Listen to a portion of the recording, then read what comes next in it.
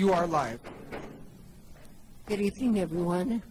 This meeting of the Historic Districts Review Board is now called to order. We are Tuesday, September the 27th, 2022. Melissa, may we have a roll call, please? And board members, turn on your mic.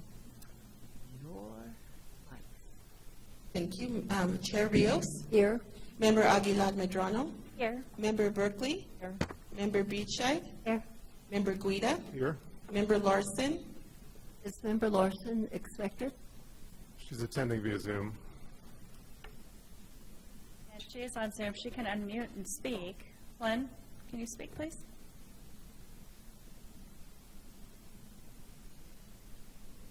Here.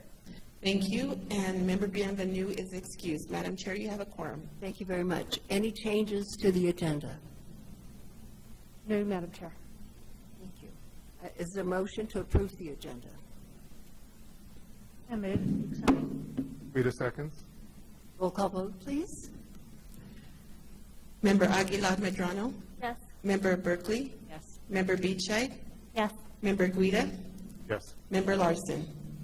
Yes. The motion has been approved. Thank you very much. We have minutes of September the 13th, 2022. Any changes to these minutes? Member Beachside. Thank you, Madam Chair. I have one change on page 27. The paragraph that reads, Member Beachside confirmed it is, please delete the word not. Member Beachside confirmed it is 20 feet back from the property line. Thank you. Is that all you have? Anyone else? Motion to approve as amended. So moved. Beachside. Aguilar Medrano, seconds. Roll call vote, please. Member Aguilar Medrano. Yes. Member Berkeley. Yes. Member Beachside. Yes. Member Guida. Abstain. Member Larson. Yes. The motion has been approved. Thank you. We have 4 findings of fact and conclusions of law. Any changes to any of these? It appears not. Is there a motion to approve? Aguilar Medrano moves to approve. Beachside seconds. Roll call vote, please. Member Aguilar Medrano. Yes. Member Berkeley. Member Beachside. Yes. Member Guida. Abstain. Member Larson. Yes. The motion has been approved. Thank you. Matters from the public. Anyone from the public wishing to speak at this point? It appears not. We'll move on to staff communications. Thank you, Madam Chair. Our next hearing, which is on October 11th, this is the time of year where we generally get kicked out of council chambers. So we will be having our hearing at the Convention Center, 200 East Marcy Street, in the Lamy Room. So just make a note of that change, and that hearing is on the calendar and mostly reserved for administrative matters. We will still hear some cases during that hearing. Thank you. Do you have anything further? No, Madam Chair. Thank you very much. We're going to move on to old business, and the first case this evening is located at 465 Camino de las Animas. Is that applicant here? The applicant is here. And I do want to tell you that if you disagree with the decision that this board makes this evening, you do have the option to appeal to the City Council. And you have up to 15 days after the findings and conclusions have been adopted and approved. And staff will help you with that appeals process, and hopefully you won't have to do that, but we shall see. So may we hear the first case this evening? Yes. Thank you, Chair Rios, members of the board. I will be presenting 465 Camino de las Animas. Let me start my PowerPoint. Just one moment. The 465 Camino de las Animas is located in the downtown and East Side Historic District. It is located to the east of Old Santa Fe Trail. Actually, Camino de las Animas used to be the extension of Camino Atalaya, and now has since been renamed Camino de las Animas. The site is located on the north side of the street. 465, and yes, you can see my cursor. 465 is located at the front. You can see by the map and the inset here that this used to be one property, one large property. 461 has since been split off. In the arrow, you can see the main house as well as the greenhouse, which both are subject of this evening's presentation. The house was originally built, and this is the picture, was built as a guest house to the 461 Camino de las Animas residents, and then over time it evolved. My goodness, I didn't realize I didn't have the header right, so my apologies. So the first property owner was the Johnson family, and the Johnsons made the original modifications to the guest house, which was designed by John Galmeen. The south elevation is the elevation that has now the bay windows, which you can see on the right side of the photograph. Also, there is a garage addition, which will have some doors and windows replaced as well, and you have an inset there with a close-up of the garage door, which is being proposed this evening. This is an illustration of a design done in 1950, illustrating the addition of the two bay windows that are so prominent now in the front or south elevation. And then to the left, you can see there's a breezeway and the casita garage, which was not changed at that time. This is an aerial from November 10th, 1958. And although it's fuzzy, you can see that both the main house and its form, there's shadows of the bay windows right here, the drive, as well as the greenhouse were all, constructed out in its current form. And then in 1978, there's another aerial, and another area where there's proposal for window and door replacement is this billiard room addition, and then this sort of little inset door entrance to the residence on that north side. And then the addition that is proposed for an interior bathroom is located in this sort of cutout here on the east elevation. Here's an example of a photograph of the south elevation with one of the bay windows, and then the main entry door. The entry door has regained or has its own historic merit in that it is historic, but the applicant is proposing to go to the more the door that was designed by John Galmeen in character. So it is up to the board. Certainly in the review of that, staff recommends approval for replacement of the door. This is the east elevation illustrating where the addition is. The addition will be not impacting any historic windows. And this is the elevation of the billiards room, all non-historic doors and windows that are being proposed for replacement here. The large studio window will remain. A photograph of the greenhouse, and as you can see, the original historic material, which was glass, has been replaced predominantly on the roof, on the predominant area of the roof, with the exception of sort of the skylight type of features there at the peak of the roof. I'll defer to the applicant to provide some detail on the material of the proposed replacement material, but needless to say, it does not comply with current code to just replace it with glass at this point. So the applicant has endeavored to have a material that meets code as well as the intent of retaining the character of the greenhouse. Also on that elevation, the window that has, or the doors that have windows or lights painted in will be replaced in kind but with glass. And then there also is a door that is, where there are several doors in the potting shed that is attached to the greenhouse that will be repaired and replaced. Here's an illustration of the types of doors that are being proposed. So for the main entry door, the proposal is to go back to the meme design, and you can see there's a 3-light glass door with those insets that we saw in the field this afternoon, which actually they're not insets, but the door panel is inset, and they're wood pieces that are added to the door frame itself as ornamentation. And this is the garage door replacement, remembering that this is the photograph, the historic photograph. This door is intended to be in kind to what was historically there. And finally, with reference to the yard wall, the applicant was kind enough to go ahead and illustrate the yard wall height using that yellow ribbon, the construction ribbon there. And it provides context and understanding. So while the yard wall, non-historic yard wall is taller than what is being proposed, the material is changing.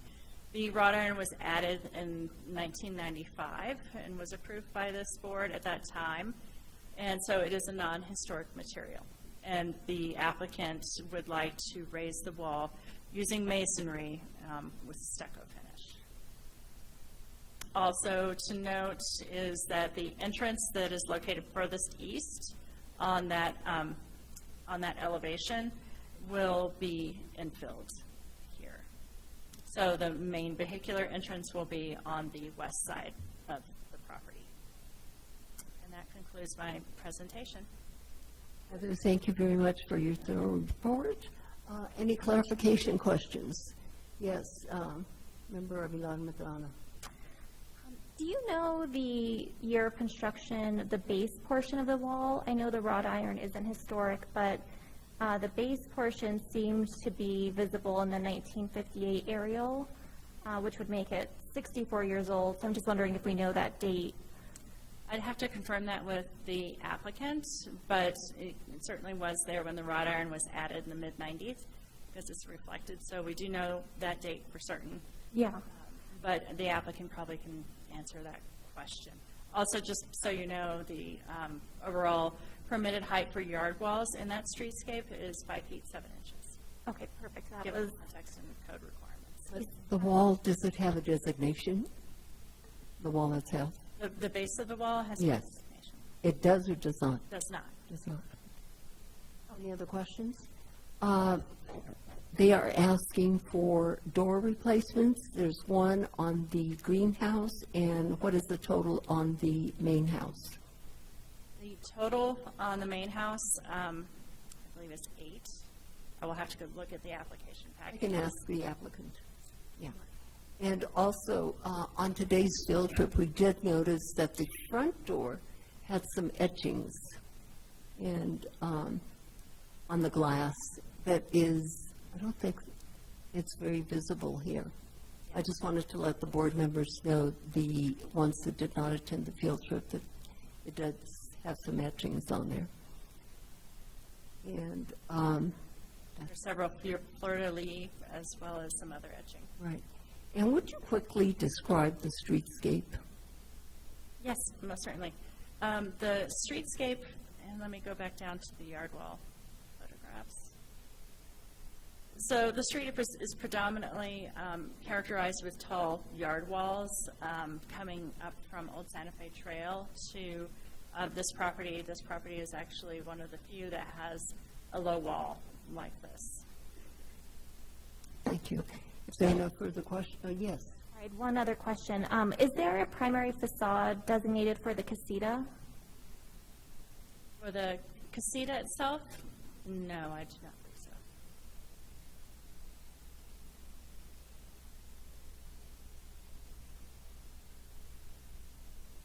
Anything further? It was there in 1978, as well as 58. Thank you, Heather. Will the applicant please come forward and get sworn in?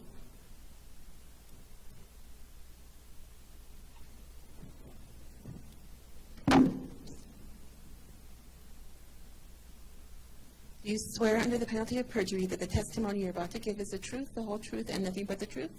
Yes, I do. Thank you. Please state your name and address for the record. Ed Boniface, 916 Acequia Escondida. Thank you. Please speak in the mic. 916 Acequia Escondida, Northwest Albuquerque. Good evening, Mr. Boniface. What do you have to add to staff's report?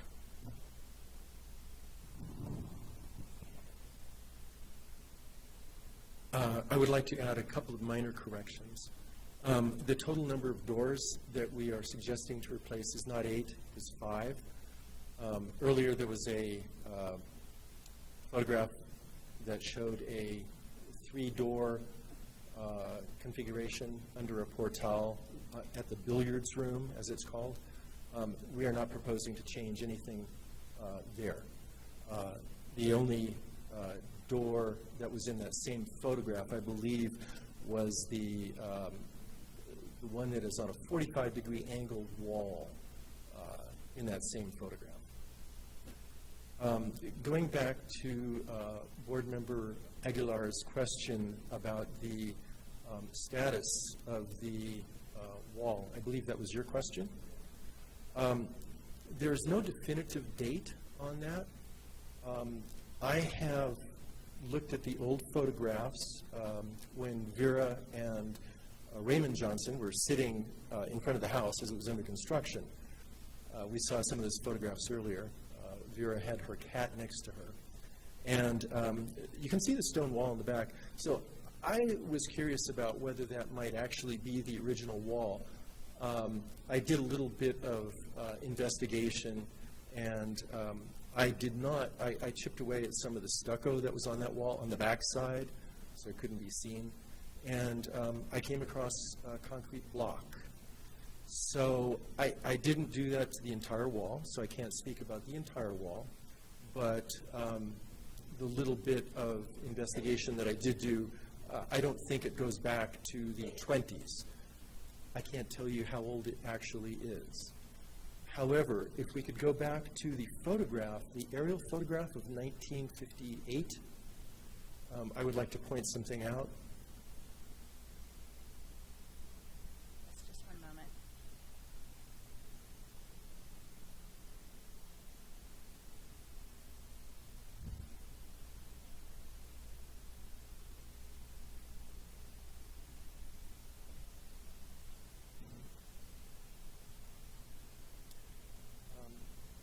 Okay. I don't know if you can see that. It's a fairly small aerial photograph that's going to come up. Well, no, actually you can. So if you look very closely, I have brought my laser. Hopefully we can see something over there. Can't see it on the picture. Okay.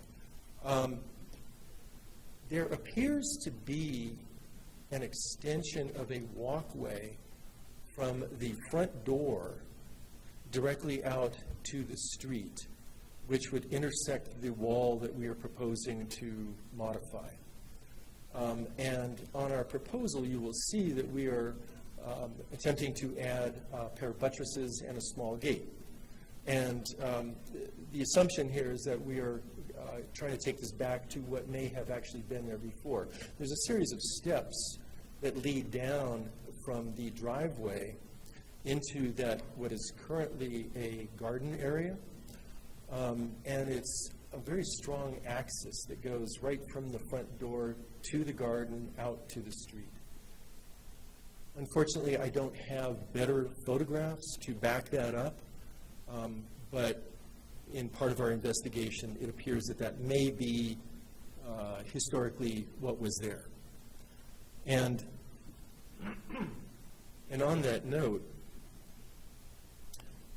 I would like to say a little bit about the current owners. When the owners of the property contacted me, they had not yet purchased this property. They were very excited to find out the connection. And they're unlike a lot of people that have come before the board who, when they find out that it's a historic building and they want to remodel it, tear it down or whatever, the Beckmans wanted to actually take it back as close to what it may have originally been like when the meme design happened. So that is a lot of the impetus for the change in doors, perhaps the greenhouse and so forth. If you've read through John Murphy's report, he has some questions about whether the greenhouse was actually designed by John Gaw Meme. But regardless, I think the potting shed does demonstrate that. You can see that on the doors, those of you that may have been there today. And I'm using those doors as well as drawings, original drawings that I have found at the University of New Mexico. They have an archive of a lot of John Gaw Meme original drawings. And based on those two things, the potting doors and the original John Gaw Meme drawings of some of this property, we have developed the idea of restoring those doors based on those designs. Turn this over to the board. Any questions? Board members, any questions on any part of this project? It appears board members have no questions. Anyone from the public wishing to comment on this project?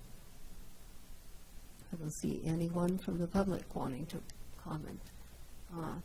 Mr. Boniface, I do want to compliment you on your drawings. Thank you. Everything was very, very well done. And also, I think in cooperation with Heather, you put out that the yellow tape. So that showed us exactly where the wall is going to be located. So a very good presentation. So board members, yes, does Member Larson have something? Well, it doesn't have to do with Ms. Larson. I don't see her hand raised. Okay. But I would like the applicant to discuss a little bit the roofing material on the greenhouse. Yes, I'd be happy to. The greenhouse company, Lord & Burnham, is still in existence. And I tracked them down. I spoke to some of the people there, a couple of old-timers that actually still have parts of some of these old greenhouses. They warned me emphatically, do not add glass. The wooden purlins will not be able to support the weight.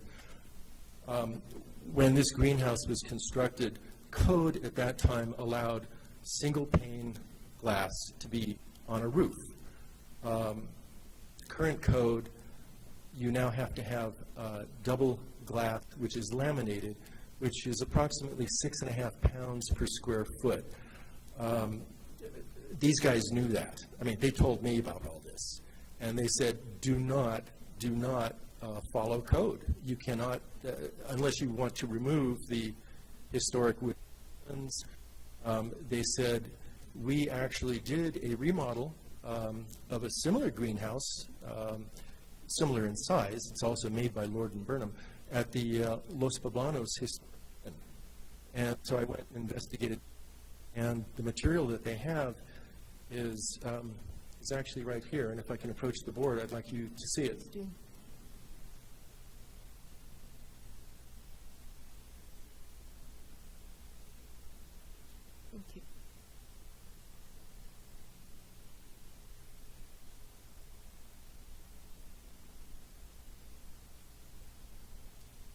What the material is it's a polycarbonate.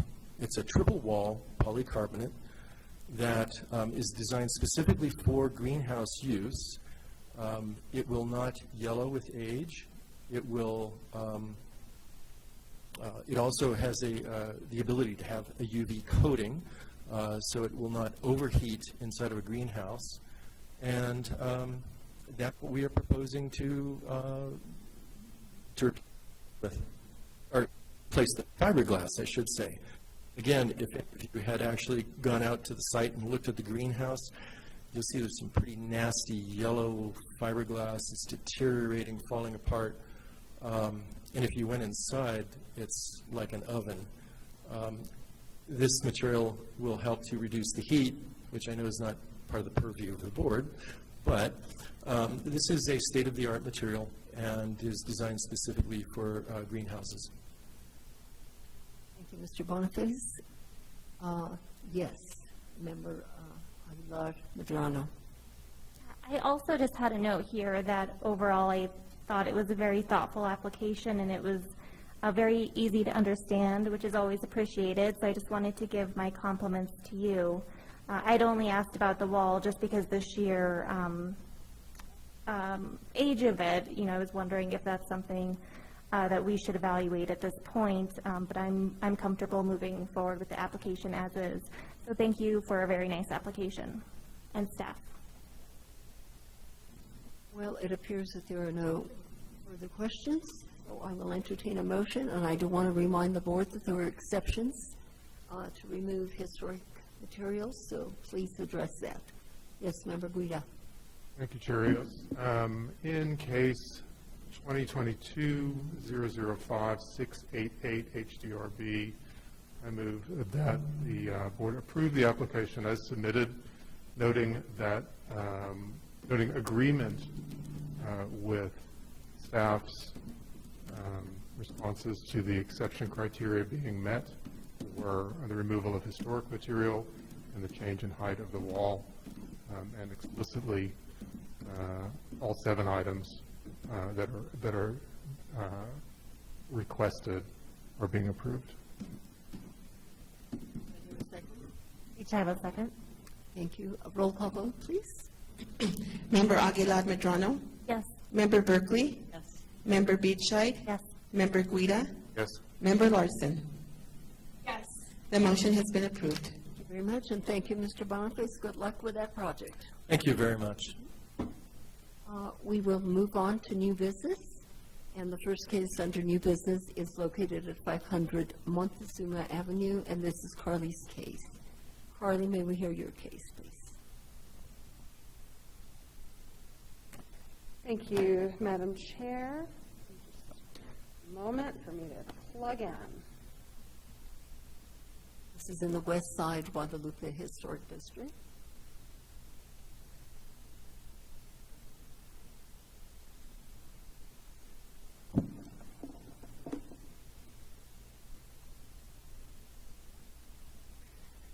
Okay, thank you, members of the board, Madam Chair.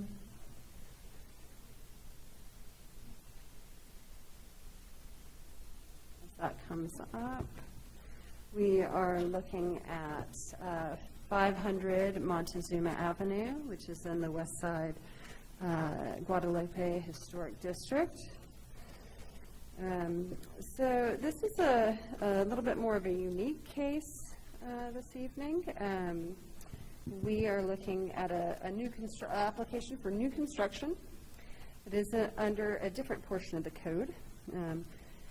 So we're specifically code context. We are looking at Chapter 14-5.2 in County and Santa Fe Public Schools Capital Outlay Projects Design Standards. Okay. That said, this is an older aerial from what we're looking at today. The property has essentially 3 structures on it, or what was considered 3 structures by the board in 2016. We are looking at the Sambusco building, which is the middle there, that large massing. We're looking at the Foley building, and then the parking structure. Now, the new addition, or the new construction, is to be in this lower parking area. So for context, that's really the site that we're looking at. Okay.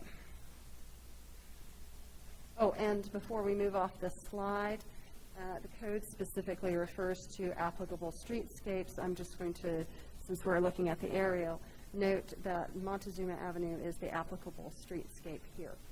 Okay. For code context, I've just got a couple slides on procedures. We'll review this briefly. I will not take up too much of the board's time with the procedural portion. But there are some procedural requirements, just to let you know where we're at in these requirements. So before commencing the design project, the public school shall work with the HDRB. They did come in and have initial meetings with City of Santa Fe HPD, and now we are at the point where we're to the board. They also had a couple neighborhood meetings that were conducted by the applicant to solicit feedback on the design. So we have gotten beyond that point. So the way this is going to work tonight is we're going to get comments back from the board and the public. Now, the applicant will have 60 days to pick up these comments and return back to the board for approval. If we cannot have those comments picked up, there is a portion of the state code that comes into effect, and that requires a special board be created and in order to resolve those. And that is under New Mexico State Statutes, Chapter 3, Article 22.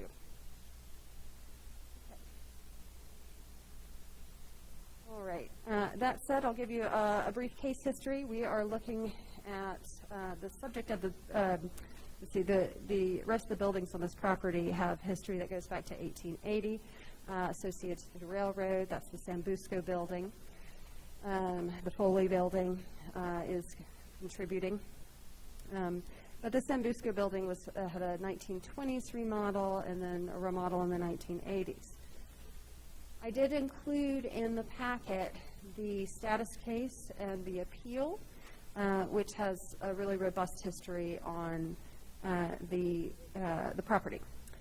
But I would just want to make a special note that the board, for those who weren't there at the time, that in 2016, I'm going to go back up to the site plan here, or the older aerial, that when the status case was done, this large building was seen as one, and it was recommended as non-contributing by staff.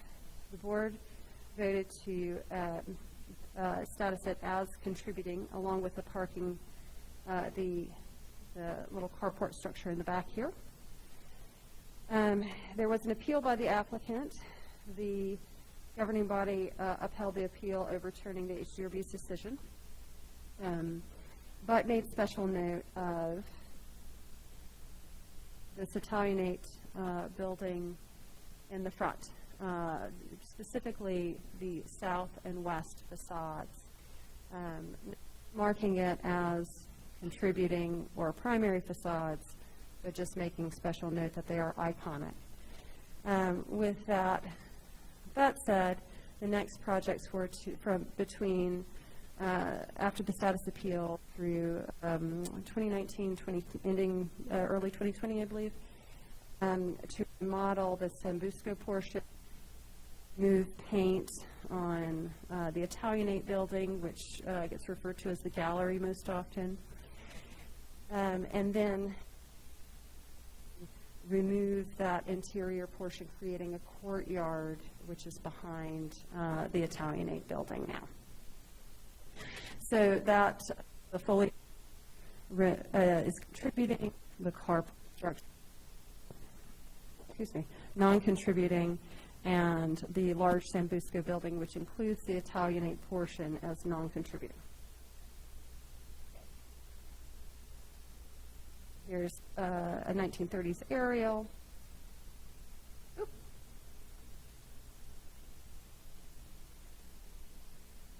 Okay, so let's see. I think we've discussed procedure, a little bit of case history.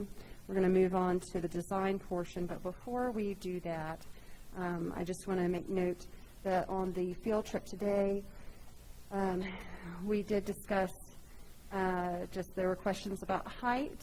The height on the front here, the tallest height is 26 and 2 inches. It modulates with the grade a bit from there, but there is an effort to match the height of the gray portion, the top there.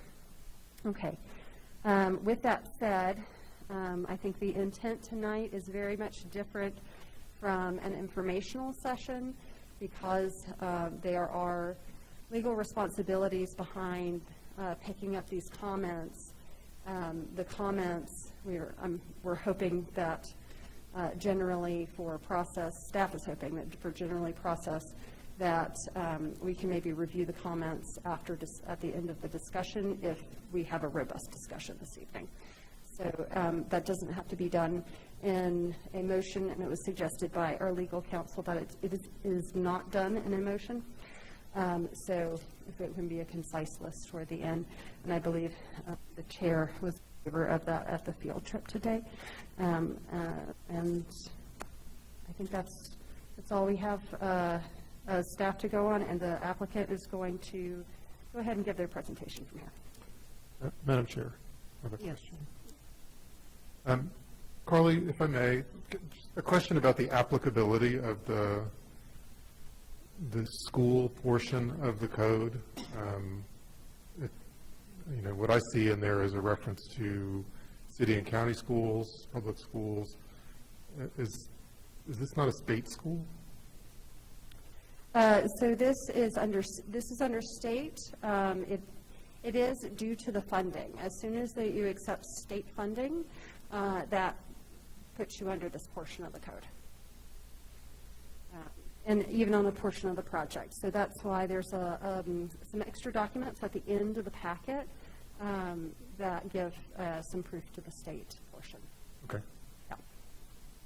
Carly, before you leave, please thoroughly describe the streetscape in which you indicated that we are looking at Montezuma Street, and that is the streetscape that this building should be in harmony with. So we're really looking at where the where the end of Montezuma, as soon as you cross Guadalupe, you go into a different street. And our streetscapes are determined by length. So we're looking at where Montezuma meets Guadalupe and up to Agua Fria Street. And that includes territorial style with deco detailing. The borders building mimics that with these triangular kind of territorial style elements. Some Spanish Pueblo revival style with the Jean Cocteau Theater, and also some deco detailing. There is one Mission revival style that's, I think, a 1980s or 1990s build on that same street. But each of those buildings that I just mentioned are stucco, simulated adobe. And then, of course, we have the Italianate building, which is the lovely brick piece. Okay.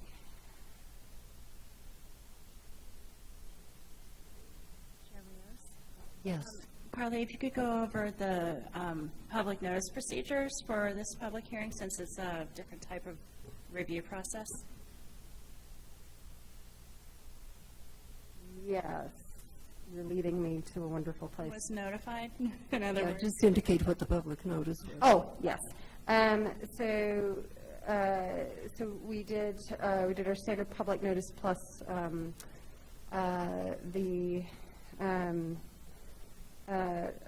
boards and our ENMs. So we had, those were the public meetings that I had mentioned. Applicant, upon suggestion, added an extra public meeting there too because of the low turnout at one of them. And I think I'm covering all the public notice portions. I just wanted to make sure that the board knew about the public notice that was done with reference to this particular case, because it's just a unique case. And maybe Colleen can also talk about the public outreach as well. And I'll remind the board that this evening we will not make a motion in reference to this particular case. but we will take all your comments under advisement.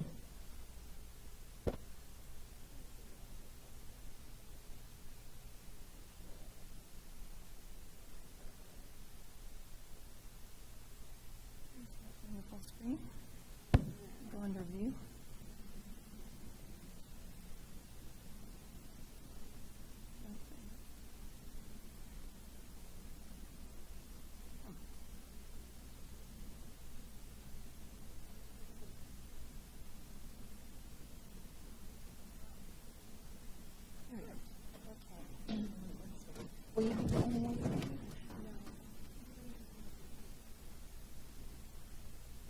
Thank you. I will swear you all in. Do you swear under the penalty of perjury that the testimonies you're about to give are the truth, the whole truth, and nothing but the truth?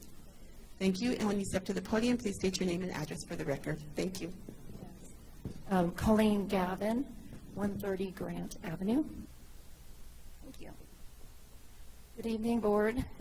Thank you for this opportunity to share with you the plans for New Mexico School for the Arts. This is a very exciting evening because it's been a long time coming. New Mexico School for the Arts was granted funding for a new cafeteria and dormitory in the legislative session of 2019. As you can see from this photograph, this is the celebratory photograph with the governor for that accomplishment. But unfortunately, as we all know, our world took a turn in 2020, and we had to basically separate out our cafeteria project, which is now complete, and our dormitory project.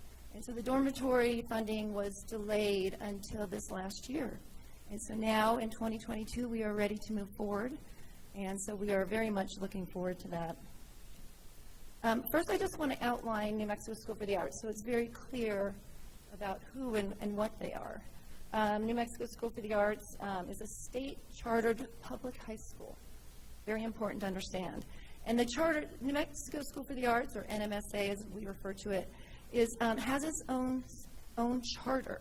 And within that charter, it is identified as a statewide residential, state-chartered high school. A lot of charters in there. But the point is that their charter mandates that they provide residential amenities for their students. And this is a statewide state school. So as we know, New Mexico is a large state and very spread out. Our students come from all over. And obviously, it creates hardships for the students and their families if they don't have adequate housing to be here at school. Obviously, students who are between the ages of 14 and 18, they should be focusing on their education and their art, in particular at NMSA, not where they're going to live and creating a safe and secure housing situation during those really formative years of growing up. And NMSA operates in accordance with the New Mexico Charter School Act, which is issued by the New Mexico State Public Education Commission. And as Carly very thoroughly went over, this is a state-funded project, and so we are moving forward accordingly. I just want to identify the location. I think you all know where it is. Of course, Montezuma and Market Street. City's GIS is not updated since we demolished the interior, but there's an aerial. There's our zoning in the historic district. As stated, we are in the West Side Guadalupe district. So here you can see, this is the view, actually, from Google Maps as you're coming down Montezuma. And you can see the actual view. It's often hard when you're taking photographs to get a real perspective of what the eye and the driver or the pedestrian will see, or the bike rider. But you can see here is the formal entrance that was done in what we call our Phase 1 in the remodel of the San Busco Shopping Center. Here's the Italianate building, which we refer to as the gallery, because it's actually used as an art gallery for the art students. And then over here to the left, you can see that's the vacant area that's identified for the dormitory. I'm just going to scroll through these. I think everybody is quite familiar with the location.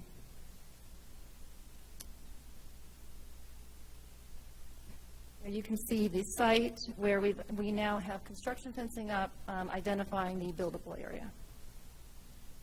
And that's looking on Market Street, kind of to the northwest at the site. And actually, let me just back up. I just want to point out, this is the new cafeteria that was built. We came before this board in 2020 for those approvals, and we completed this in January of 2022. And the students love it, as well as the staff and administration. Okay, that's just kind of a close-up of our site. And this is actually a really important photograph to go back to. This is what Sambuca looked like when NMSA had finished their phase 1 and they were operating a school. This is the Italianate structure, our gallery. These are the old Sambuca shopping spaces. As you recall, there were small shops here and there, kind of randomly and in kind of a fun way. But you can see the condition and the context in which the gallery structure sat prior to the demolition of the center and the construction of the cafeteria. This is during our construction. This is our demolition. We had a complete basement underneath that center area. It was quite a maze. A lot of concrete, a lot of very strange spaces. But the point of this photograph is this is the facade that we were left with for the gallery facing west. They obviously had painted it, they had built stairs, they had created an office up in the roof area. Again, another image of, you can see that this wall here, this stuccoed wall, was pentile, very structurally unsound. And that was really kind of the end piece to the gallery as we were working through this project. You can see here when we have filled in the basement, and then this is our gallery now. So in 2016, during the appeal hearing before the City Council, Councilor Lindell made a point of saying that this property is non-contributing. However, she pointed out that the gallery is very significant, and her specific word was iconic. And she requested that the applicant take the time to restore it and take care of it and maintain it. And she said, "We trust you. We trust you." And I think that we have exhibited that we can be trusted. We took the time and the care to restore this facade as best we could based on the information that we had, and obviously with the needs of the building for egress. But restoring here, this window was all blocked up. It was blocked in. You can see the various tones of the brick. And so I just wanted to point this out because during our phase, what we call 2A for the cafeteria, these are the type of endeavors that we faced, and we went forward very transparently and very authentically. There is the gallery from the south elevation, and you can see the restored parapet here, so that it actually relates to the east-facing elevation. And that's just a close-up. It's very interesting. Brick buildings, as you know, typically have numerous colors of brick. Typically, it's not just one. And this building has been touched and played with and restored and fixed many times. And just in this one little snapshot, you can see how many variations of color are there. Okay, so I'm going to get into our proposal here today. You can see here that this is NMSA, as Carly pointed out in her plans, and this is our site for the dormitory. In the early master planning, this area was always identified as the dorm. As you can see, we have very limited space. We want to maintain a very usable and lovely courtyard, which we love now that it's done. And so that is, that's kind of like what we started with. We reached out, first thing we did is we actually reached out to the dorm students themselves. NMSA currently leases space from the Mount Carmel property, which is now the Modern Elder. They will be there until hopefully through the fall of 2023, when we're ready to have them move into the new facility. But they are housed there and they're bussed over.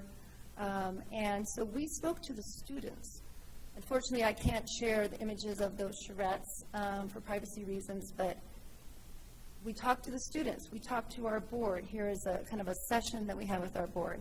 Here we jotted down ideas with our staff, our faculty, there's the board charts, charrette images, and cutting and pasting and jotting to come to this, which I think this is like, to me, this is the epitome of our process. What we're trying to create here is a sense of home. Again, these are children. They're minors. They're between the ages of 14 and 18, freshman to senior in high school. We need to create a home for them. This is where they live. This is not college level. This is not dormitory where they're independently living. They have in-house residential advisors who live with them 24/7 to monitor them as you would expect. So again, just images of the charrette process that we did this was in February of 2020. So this is a perspective which was, this is a little different than we saw before, but basically I wanted to provide a bird's eye so you can kind of understand the massing and the size of the campus. And MSA, as you recall from San Busco, it's a large building, and then the dormitory sits right here. Here is the galleries building, which is completely separate. The dormitory is a standalone building. It is not attached to any of the other structures. Here we are going to be moving around the building, so now we're looking at the east facade, so we're moving around to the south. What we are proposing is to utilize a warm brown stucco to kind of pick up some of the warm tones of the brick, and also the outside magazine building that is to the south. And then we are pulling in the gray metal paneling that was part of the Phase 1 and Phase 2A project, being consistent with our building so it feels like it all belongs together. This is our south facade, and you can see we are, here is that brown, the warm brown, creating a security wall on that south facade to create an outdoor courtyard for the students.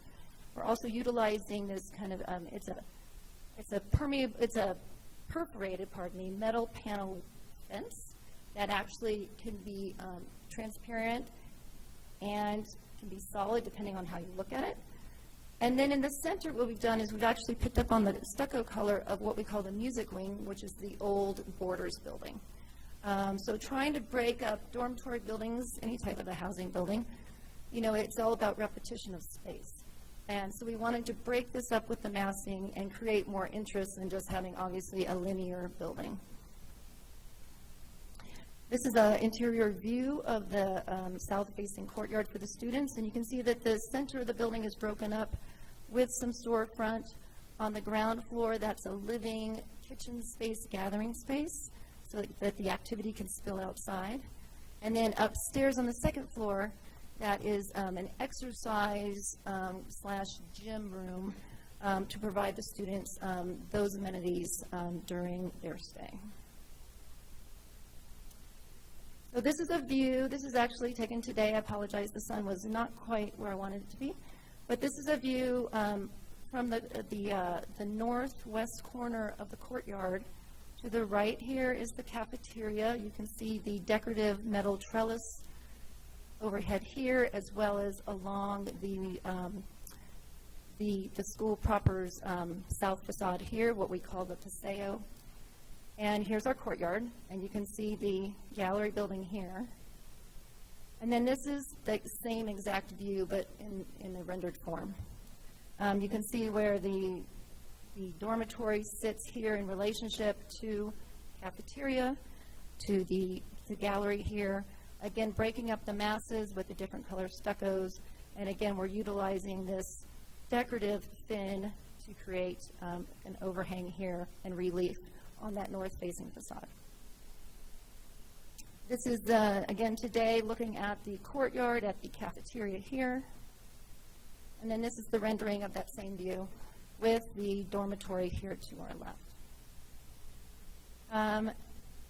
Just another image of the dormitory in its context. So again, I already spoke about the materials. Here's our metal paneling, matching what's already existing. Here are 2 stucco colors, as we discussed, and the decorative fin, our fencing, which is existing, which you saw today. I'm just going to scroll through here because I don't want to take up too much of your time, but I wanted to just explain the program quickly. This dormitory is intended to house 60 students. So we have 31 rooms in this floor plan with, as I discussed, kind of the communal areas in the center. It is intended to have 2 students per room, with that extra room to be used as an infirmary if a student has a special need, if we need to have a student living alone, just to have that flexibility. But the program is to have 60 students here living in, I believe, the second semester of the 23-24 school year. And I just wanted to point out the architectural elevations, again, just the breaking up of the massing. This is our north facade here. This is our south facade here, and you can see the old borders here, which is now what we call the music wing. The music department is in that area. And then you can see it with the wall and fencing here to create a secured environment, because that is essential for the security of the students. There's an obligation there to make sure that those students are feeling safe and have a safe place to be outside. And again, this is the west-facing facade of the dorm that is not publicly visible. It faces the music wing, again, breaking up with materials. And then this is the east-facing facade. And this is where this facade changed a number of times. As Carly mentioned, we had our first neighborhood meeting in July and got some very good feedback. We altered our design. We had another meeting in August, and we got some more feedback. And one of the feedbacks is there was a lot of concern because originally, this entire east facade was completely 100% the gray metal siding. And the feedback was that it was too severe, too modern. It was not relating to the rest of the streetscape of Montezuma and Market Street. And so we wanted to bring some more warmth in, and we really appreciated that. And I think at the end of the day, I think we have a better building. We also pushed that facade back and created some relief from the street and from our property line. These are the architectural plans, just showing the before and the after here with that east facade. Here is our south-facing facade. Here is the west-facing facade. And then this is the, I guess the other one was the north. I can't read my computer screen with my glasses on. This is the south-facing facade. So, I want to finish with who's going to be here. And these are actually our dorm students. They really wanted to be here, but they have homework and practice and obligations. And so we had asked them if they were willing to take pictures and tell us where they were from. So these are our Taos students. These are our Roswell students. These are our Silver City students. These are our Socorro students. These are our Española students. And all these students probably wouldn't be able to come to NMSA if we didn't have this residential program.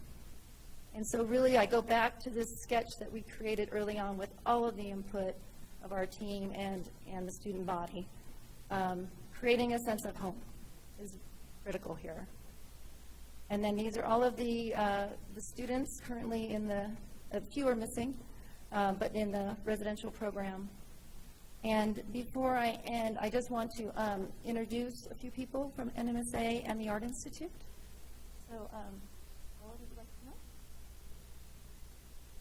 So Paula Tackett is on the Board of Trustees, and she's going to be reading a letter from Eric Kreitz, who is head of school at NMSA. Unfortunately, he cannot come because he has COVID. So she'll be reading his letter into the record.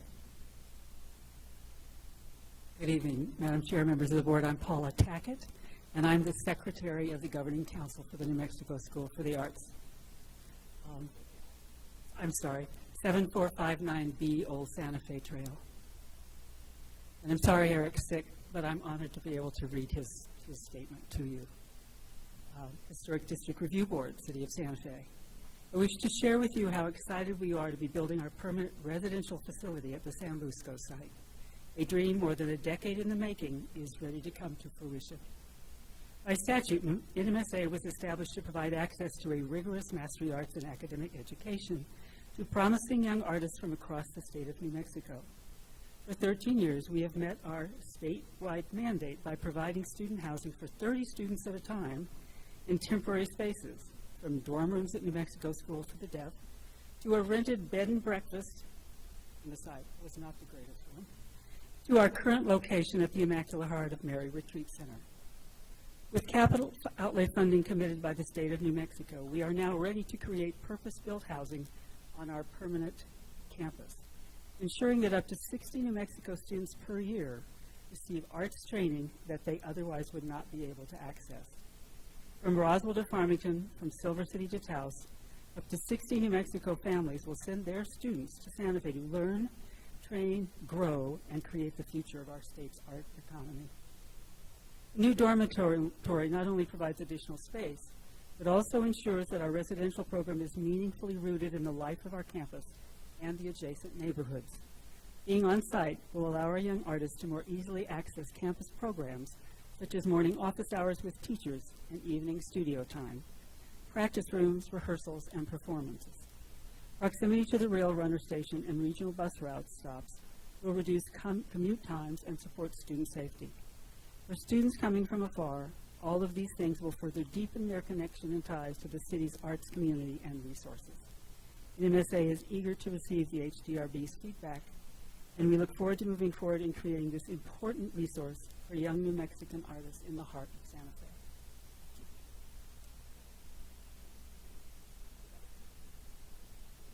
Thank you very much for that. Anyone else in the group wanting to speak? I'm David Ater, A-T-E-R, 769 Calle del Resplandor, Santa Fe. And I just really am here as a member of the board, but also as a longtime member of the community, including the development community. And as with all of the experience, this room seems like my second home. I've spent many nights here till midnight and beyond. I really wanted to thank this board and its many constituencies over the years, the staff, the governing body, Board of Adjustment, all of the folks that we had to work with, the staff during construction. It's been a wonderfully collaborative process. It's a very complicated project.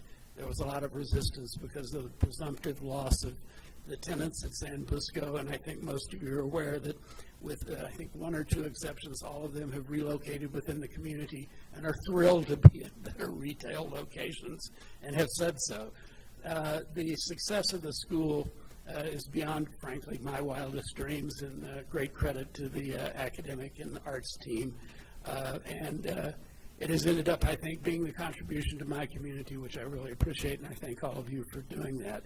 This last dormitory piece is the keystone piece to the master plan, which was approved and on which you have acted at many different points here. And it really creates the closed campus, and we're all sensitive about the security, but also allows us to extend our outreach to the rest of the state, which is the mandate, as you know, which we have done our best to do, but simply couldn't find enough housing to do it.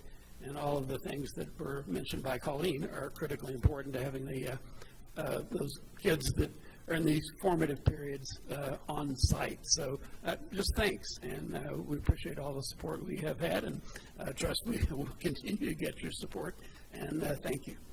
Thank you, Mr. Ader, for your comments.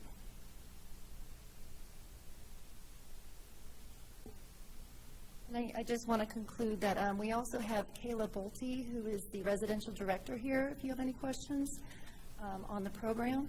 And then also Eric Meese with our architecture team, SMPC, is here as well. So we are happy to stand for any questions. Colleen, thank you very much for the presentation. It was very thorough. I I thoroughly liked all the photographs, and in particular the bird's eye view of the project. For those of the members that couldn't attend today's field trip, that helps a lot. And I do want to say on today's field trip, looking at the cafeteria area, that looked really inviting to me. And I just want to say to the young people that are here that will be participating in this program, that I think it's wonderful that we have people in the arts participating, and that we here in Santa Fe are housing them, and they will be thriving in this community. I think it's important because a lot of people think, oh, Santa Fe, including myself, it's a community of older people. And yes, we do have older people, but for me, it's wonderful to see the younger generation being in the community and thriving in this community in a project such as this one.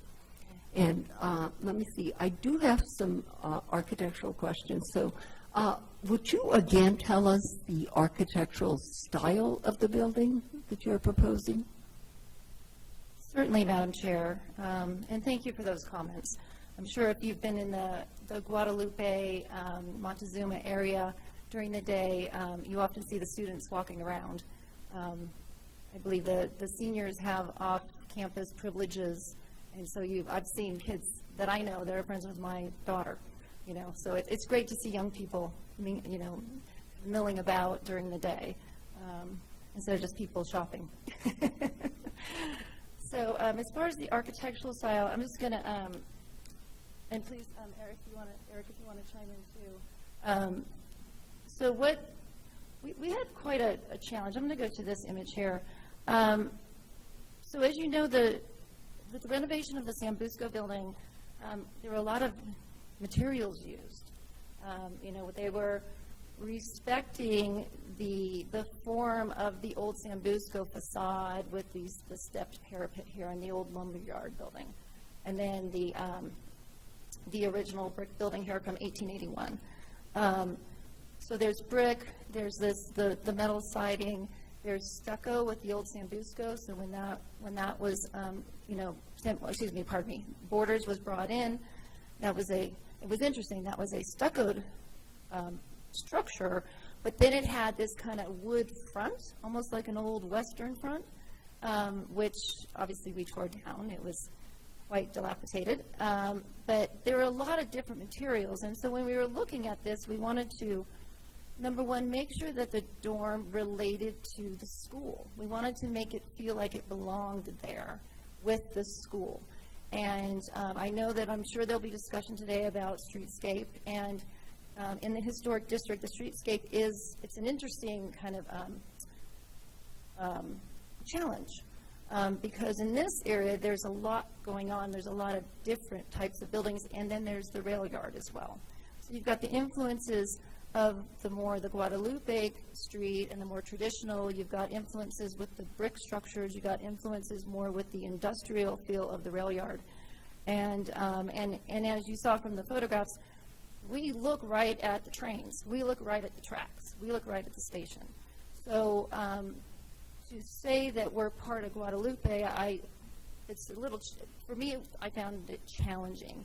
And I thought our architectural team did a wonderful job of trying to bring in materials that were cohesive and created a kind of a nice solution to a very linear building. As you know, with any type of a multifamily dormitory, you have repetition of spaces because that makes sense. And then you stack them. So it limits your opportunity to play with the structure, with the massing, with the volumes, with the heights, whether you're doing horizontally or vertically. And so we really tried to work with that, with the different colored stuccos to tie into what's around us, tie into the metal siding, as I already mentioned, and then also, sorry, wrong direction, creating a livable space that works for this type of group living.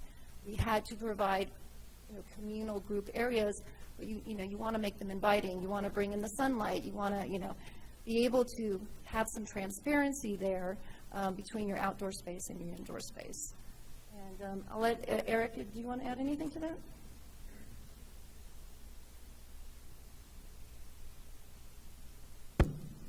Do you swear under the penalty of perjury that the testimony you're about to give is the truth, the whole truth, and nothing but the truth?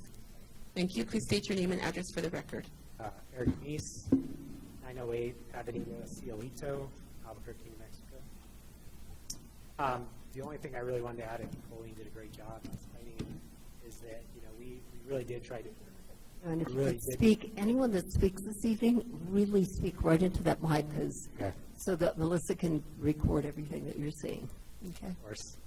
I just wanted to add that, we were really trying to be kind of the context and not necessarily be a statement building. I think the first iteration that we did, that we took to the public, was much more in keeping with the rail yards context, possibly, and so there was a little bit of, feedback on that. And so what we tried to do was bring more of the other context that Colleen mentioned to kind of be more, again, not a statement building, but yes, a building that's more of its context and subtle. That's what. Thanks. Yeah, now that you're there, what is the distance between the contributing building and the proposed dormitory? I think you're speaking of the gallery building. The gallery building in our new building is roughly about 13.5 feet, that distance between the two buildings. That's, the site is actually a fairly tight site when you're considering the needs of a fire access around the perimeter of the building. So that's something that we're definitely working with and is contributing to that. And can you tell us the distance from the property line to where the building starts? Well, that depends on the east facade. It kind of goes right up to the property line within a foot or so. On the south side, it's about, I want to say 75 feet offhand. It's somewhere in that range. So there's a portion of it on the east facade that goes right to that property line, right on Montezuma. Correct. Yeah. And Okay.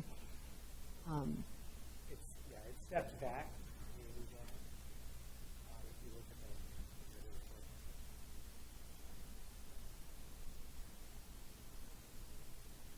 the And in the meantime, board members, if you make, or when you make your comments, please keep track of them, because I might ask you to summarize them or repeat them. And I'd rather have you say it than myself, so that they will be totally accurate.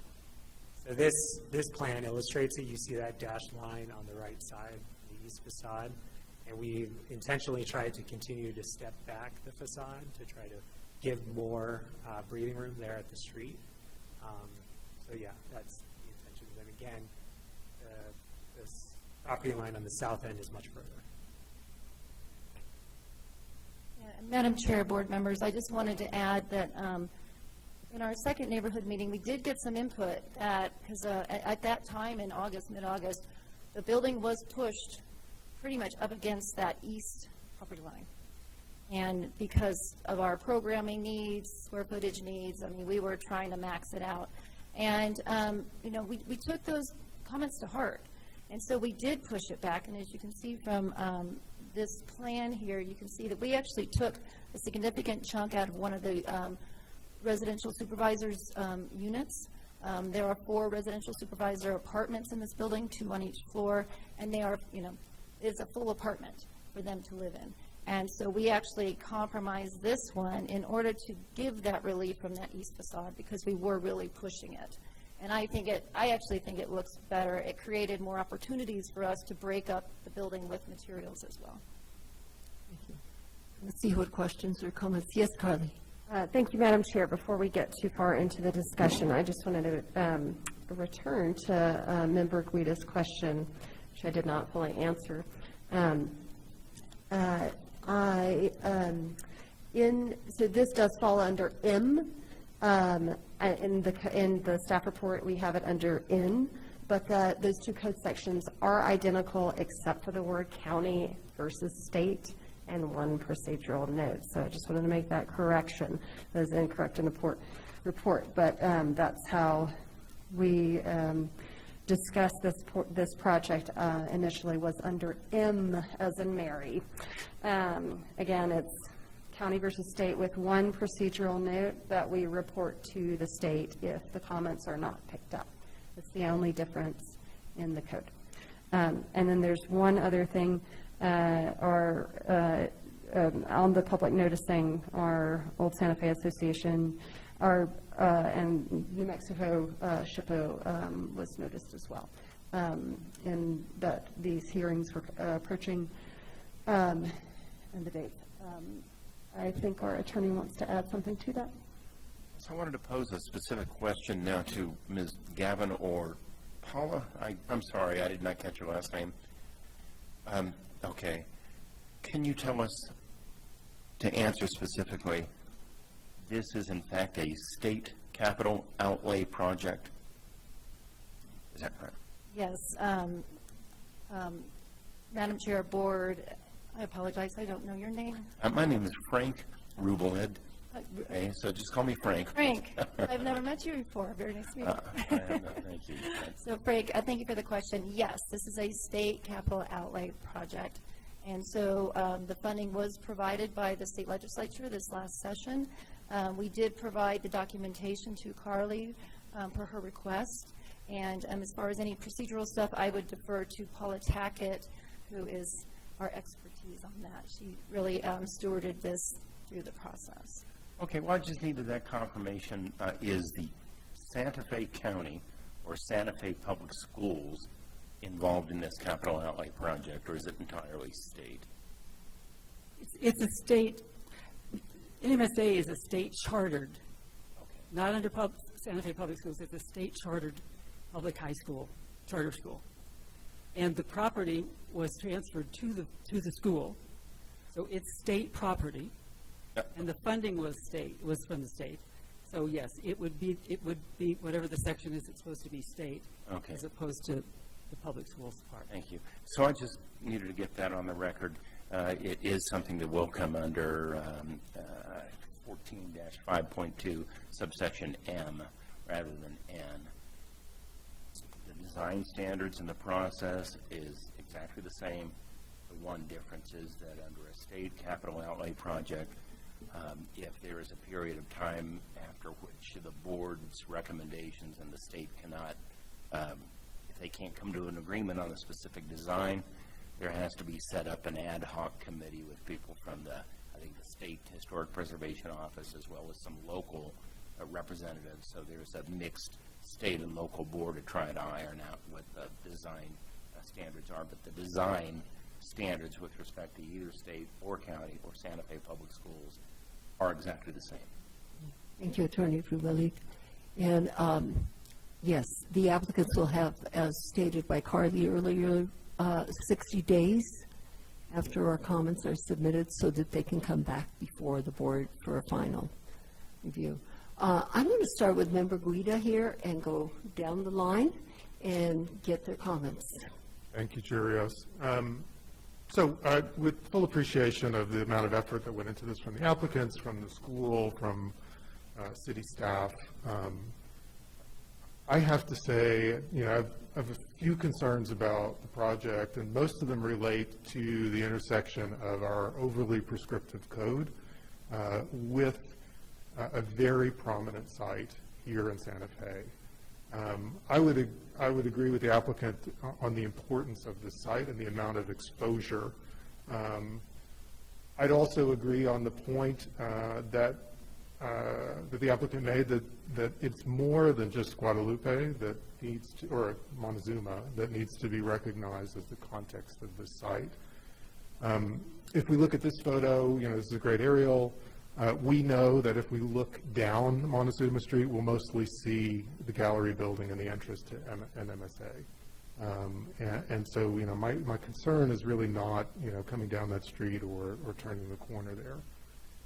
My concern is the far more prominent south facade, which is fully exposed to anybody walking towards Montezuma from the rail yard.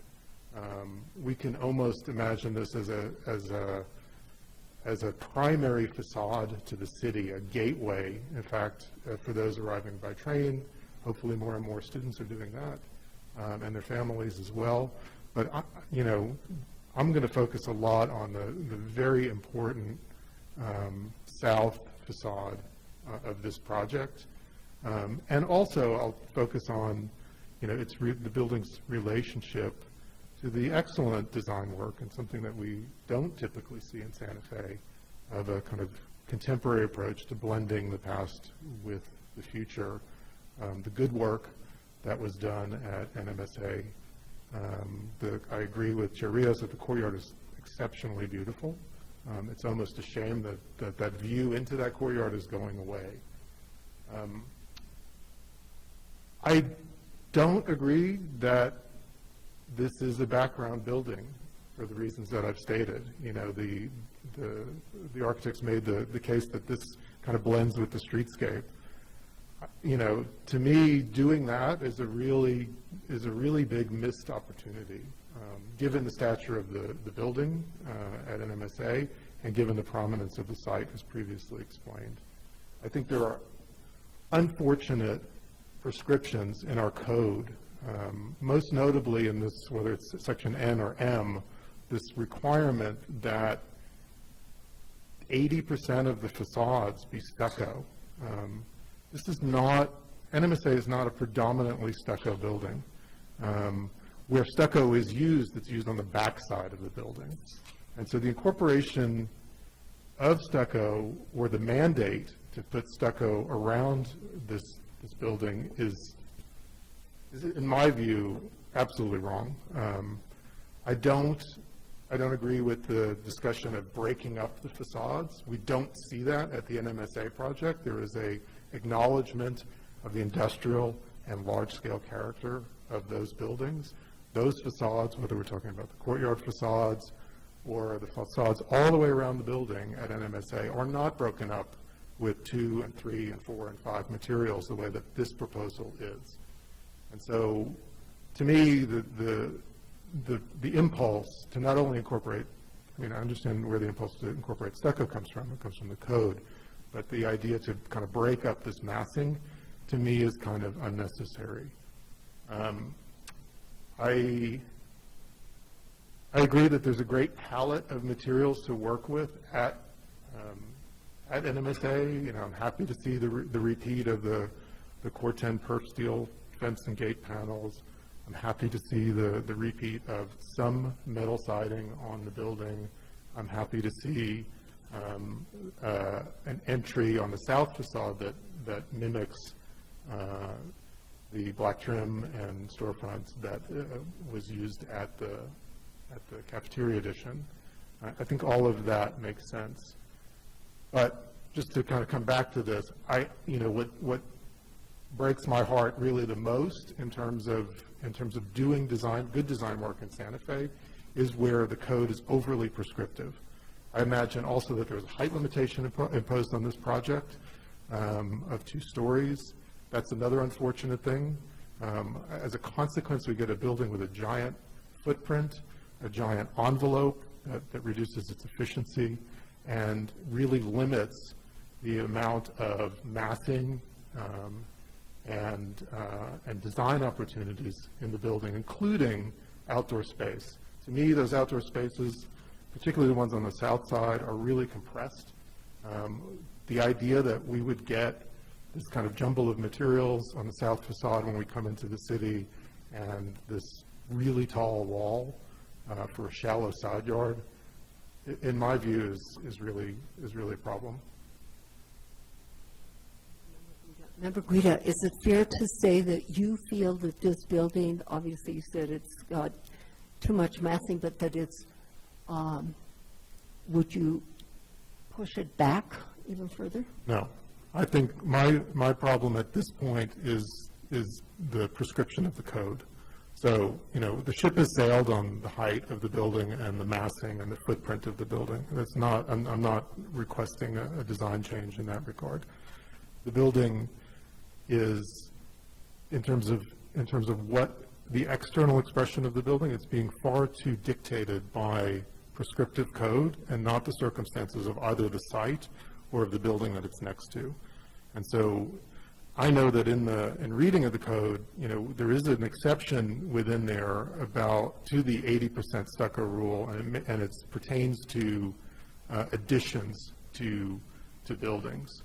To me, if we understood this as an addition to the NMSU campus, even though it is detached, we might have the latitude to get out of the overly prescriptive approach to stucco on the outside of the building. I think, to me, that's the wrong move here. Thank you, Member Guido. Member Aguilar Matrona. Thank you to staff and the applicant for making such a thorough presentation. I admire the mission of NMSA very much. I have multiple nieces and nephews that are within this age range, and Santa Fe needs a school like this very much, so I appreciate what you guys do. I also want to thank Member Guido for bringing up the issue of the south facade. I think I became hyper-focused on the east facade, so I appreciate the perspective you brought there.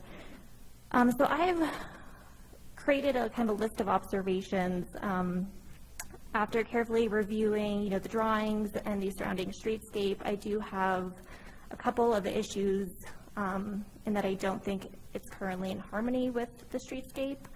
So the first one would be, the existing buildings have architectural details such as brick coping that add to their sense of character, whereas this building doesn't provide that same sort of architectural interest. And I think that aligns with what Member Guido was saying, that perhaps this building has been treated more of a back-of-house building, but because it has such a prominent presence on multiple facades, I agree that I think it needs more architectural interest. I also had some reservations about the use of the stucco. The existing adobe structures that are in the streetscape convey a sense of depth and substance. And I think in choosing stucco as one of the primary materials in this, it doesn't achieve that same sense of substance that the code speaks to. I just wonder if it's the most appropriate material in this case.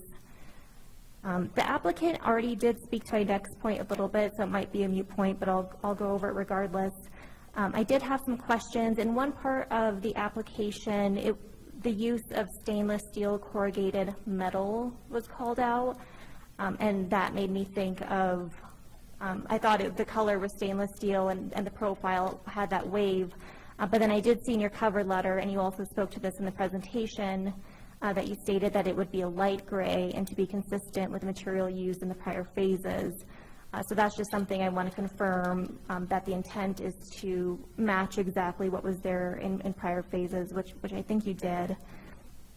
My next observation is that, while the height of the building does not exceed the existing buildings surrounding it, it doesn't offer that same horizontal relief of the step downs that the existing buildings do. So I think it makes the height more prominent than the buildings surrounding it. My next observation was that the window pattern, in particular on the east facade, where there are only two, do not match the proportion and the pattern of the windows in the streetscape.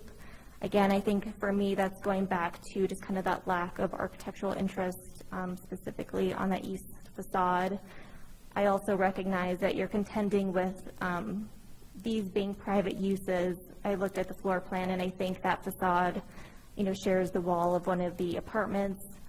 So I don't know if the programming could be looked at where maybe that's a more public space where more windows could be introduced and it wouldn't be such a privacy issue. And then the last observation I had, which for me is the one I feel most strongly about, is that the proposed building sits roughly 35 to 40 feet in front of the Italianate building. And in my eyes, this completely minimizes the iconic presence of the Italianate building. So moving forward, that's something that I would like to see, is that building significantly pushed back off the street. I think one of the things that was so successful in the prior phases is that the pedestrian space in front of the buildings was maintained and created.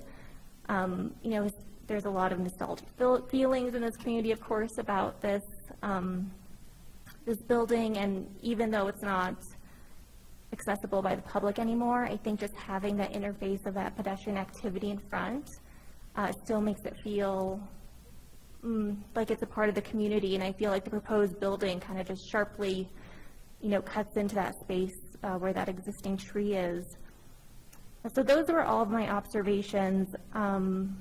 Being that I feel most strongly about the building being pushed back, I know that the issue there, of course, is trying to maximize space and maximize the number of rooms. And so I was wondering if at any point you guys had looked at United World College as a reference for some of their dorms. I know some of them they house 4 students in one building, and what they do is they have higher, I guess you'd call them a single bunk bed, where the student sleeps up higher and then the desk sits below that. I'm just wondering if a different configuration might provide more space where there would be an option to pull the building back more. That's all, Chair Rios. Thank you. For your comments. Member Berkeley. Well, I definitely don't have any comments as detailed as that. But I would say that I don't disagree with anything that Guido or Aguilar have said. Something that also struck me in the community comments, it was page, I think it was 35 or so of your one packet, is that, and it was your neighborhood meeting number 2.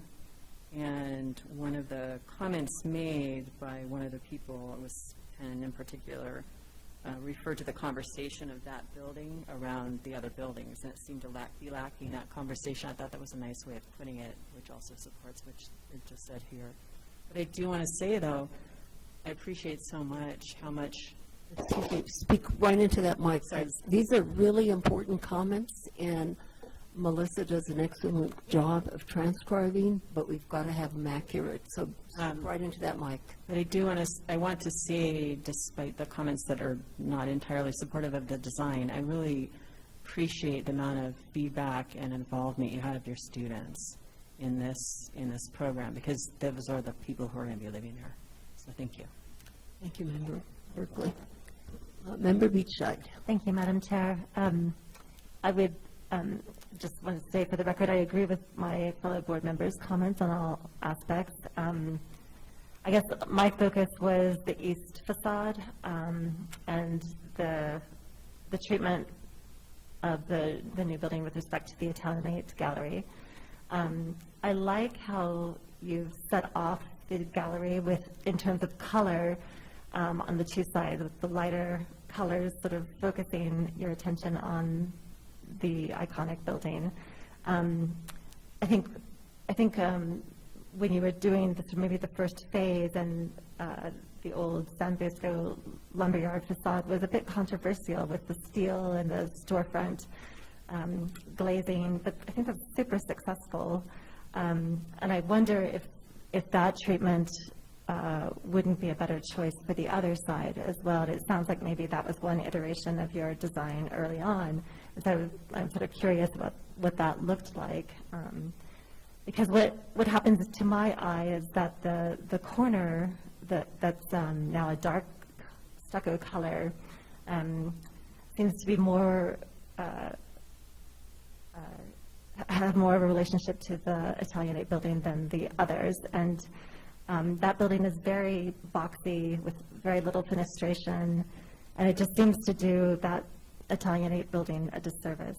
I do like how the signage is low, and I feel like you've attempted to minimize what happens on that corner, but some additional windows might be nice, or some sort of architectural design that creates something other than a brown corner very forward-facing on that facade might be a consideration. I do like the perforated metal gate. I think that's quite a nice treatment for a tall wall that you can still see through that. And I don't know what to suggest on the south facade either. I really appreciate those comments that is a very prominent facade that the community is not used to looking or paying much attention to that facade at the moment, because there's with construction fencing, it's clearly under development. But when it's finished, that will be a very prominent part of our rail yard. I don't have any architectural suggestions, but I do agree that that is problematic. I think that's all I had. Thank you. Thank you very much, members.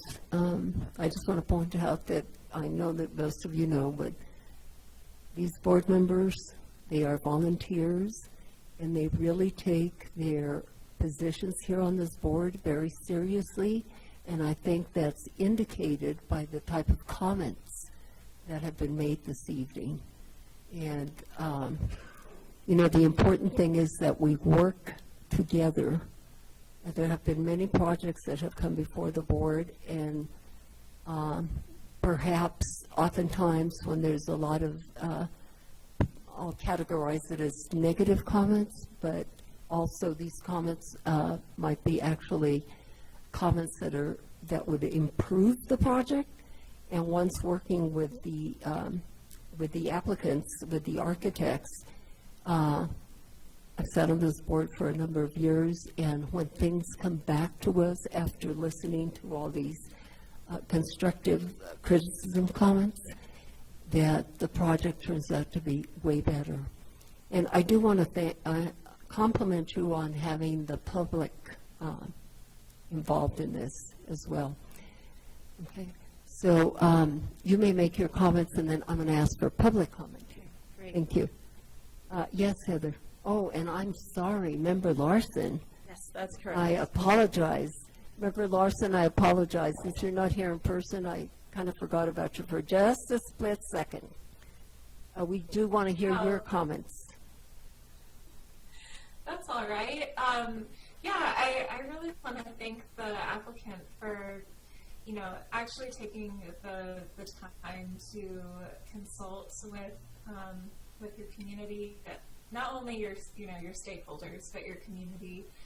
I think that is, you know, what results in really good work. And I think, you know, the fact that you're here and, you know, presenting to us in such depth is really nice.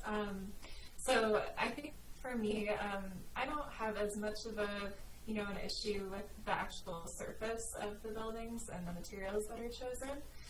I think, you know, they are made that way to sort of differentiate from, you know, some of the more architecturally dominant sections of the building, or of the complex. But I think the, you know, where it sort of is, you know, juxtaposed to what you have with the sort of playful take on the parapet and then the Italianate building. I can see the effort to differentiate between those two, but I think in the differentiation you somewhat lose the interest and sort of the playfulness of that. So I think, you know, architecturally speaking, like, I'm not a professional, but from what I can tell of what I appreciate and like about the current complex is, you know, that use of, you know, very subtle elements, like, you know, such as the parapet, and then also the really thoughtful way that you have integrated the indoor and outdoor spaces. Now, of course, that has to be a little bit different for housing due to security purposes and all of that, and with the lot that you've been given, it is somewhat limiting. So, I wouldn't necessarily suggest changing the sizing of the rooms. I think that is probably something that is, you know, non-negotiable and what the students need. And so I think for me, you know, thinking about subtle ways to add interest that are still, you know, in line with the code would be, the best approach here, as well as drawing from the other elements that you've taken with the approach to, you know, landscape and architectural harmony and design throughout the complex. And so that would mean using more negative space, perhaps presenting with, a visual more so with, you know, the actual landscape elements, I think would be really useful to sort of break up this boxy sort of, you know, side of the campus. So those are my only comments. And again, I'm really appreciative, and I'm really looking forward to seeing, you know, how, you know, what direction you decide to take this. Thanks. Thank you, Member Larson. Yes, Colleen. Madam Chair, board members, thank you very much for your input. So I do want to apologize. I was completely remiss. I did not introduce Cindy Montoya, who is the president of the Art Institute. I apologize, Cindy. She is here this evening as well. I just want to just quickly touch on a few things, I think consistent things that I heard from you. And some of the points we agree. Number one, the East Facade, as I mentioned, it went through 3 iterations. And originally that facade was the light gray metal siding because we wanted it to really allow the Italianate structure to really pop and kind of be bookend by something that was quieter and that was already a part of our architectural context and already part of our language here.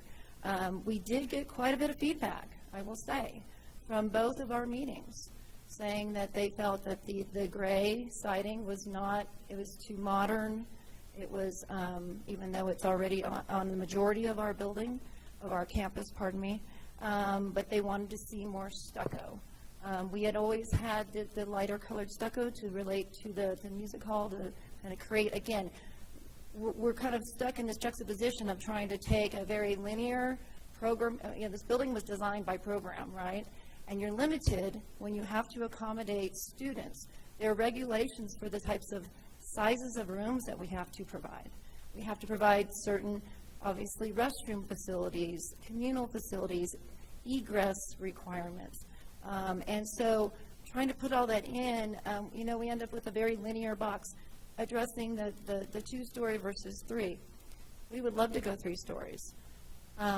However, I think that a third story here would be quite challenging. And it creates some other challenges as far as monitoring the building. Obviously, we have to have residential supervisors on all floors and kind of bookend those floors so we have proper guidance with our students and oversight. The comments about that East Facade and the limitation on windows there. That, as you know, from typical building design, you have egress stairs on each side of a linear building like this. So those are staircases.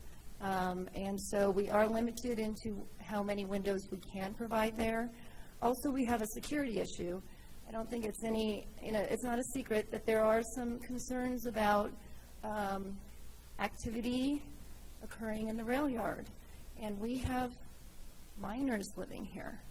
And we can't have windows looking into residential hallways that open up to bedrooms. We have to provide the requisite privacy and security. And that really was number one here. It was kind of like providing kind of the boring stuff, security, privacy, all the kind of, safety requirements, and then providing a sense of home and not making it feel institutional. So there were some challenges, but I think that your comments we will take to heart. We will take a look at that. I really appreciate your thoroughness, and it was very interesting to see how consistent you all were in kind of your assessment. And then just the comment about the step back on that east side. I wish we could push it back. Unfortunately, our state funding is based on housing 60 students. So we have to provide 30 rooms minimum. We're providing 31. And our program also requires that we have residential supervisors living in the facility as well. And so in putting all of that in there, we are just, it's a tight site, as you know. So I don't want to be redundant here, but I just wanted to, number one, thank you for your comments, and we do very much appreciate your perspective on this. Thank you. I will ask for public comment at this time. Anyone from the public wishing to comment? It appears no one from the public. So what I am going to, oh, someone's coming forward. Oh, Madam Chair, while we have one person coming forward, I just wanted to make it known for the record that an email went out to the board for the comments that came in on PrimeGov last night. So just wanted to make sure that was in the record. Heather?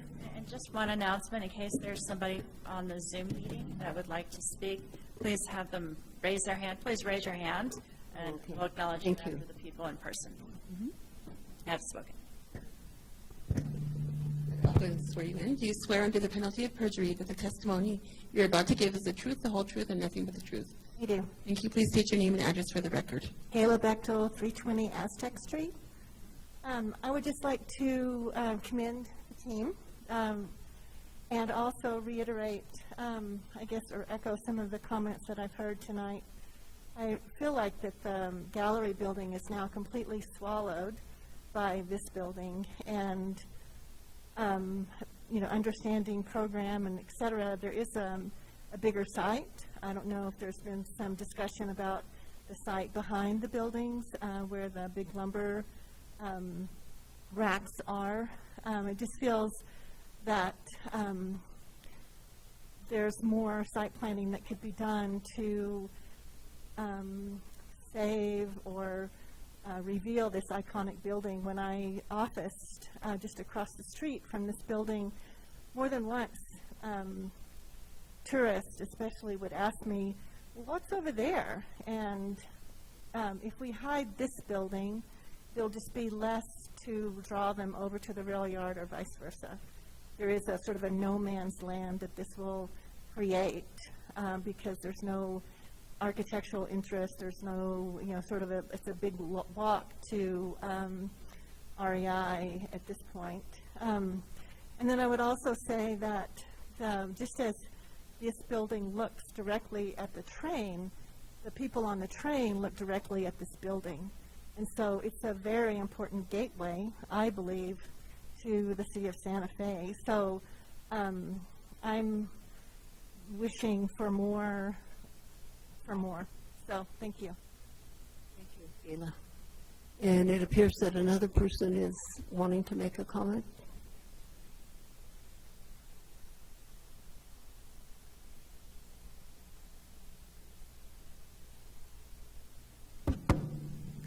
Do you swear under the penalty of perjury that the testimony you're about to give is the truth, the whole truth, and nothing but the truth? I do. Thank you. Please state your name and address for the record. My name is John Eddy. My address is number 14 Avenida Campo Verde, Santa Fe, New Mexico. I don't know that the previous speaker was sworn in. Was she? Okay. I must have dozed off at that point. Madam Chair and applicants, there is a really difficult situation here in that they are stuck with not enough room to build their programming. I empathize with that heartily, but I want to also echo all of the comments that were made by the board. I think they were very insightful, and they gave very, very good advice to the applicants. I don't know that they will be able to get themselves out of the corner that they've painted themselves into because of the lack of space that they have. But I do very strongly feel that this building imposes itself on the streetscape, the neighborhood, and the adjacent building to which it will partner. So I'm very sorry to be so honest about that, but I think, you know, these things need to be said. And I encourage them to continue to design and to work on these things and see if there is something that they can do to soften this building as it comes into the neighborhood. Thank you. Thank you, Mr. Reddy, for your comments. And we do want you to be honest. That's what we're here for.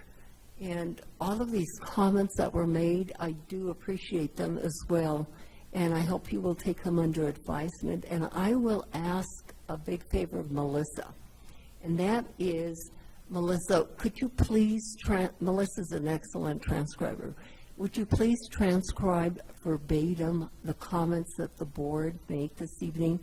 submit them to the board to make sure that they okay those comments, and then we will forward them on to this team so that they can work on the project further. Yes, Heather? I'd just like to state there is somebody on Zoom that would like to speak. Oh, okay. Ms. Francesca Bonsi, and I am going to ask you to unmute. You can speak now. Hi, I'm sorry to bother. I'm actually the next one of the people you're reviewing today. I'll need But I to go have ahead and swear her in. We need to swear her in? Yeah. Okay, do you swear under the penalty of perjury that the testimony you're about to give is the truth, the whole truth, and nothing but the truth? I do. Thank you. Please state your name and address for the record. Francesca Bonci, 1030 West Houghton Street, Santa Fe, New Mexico.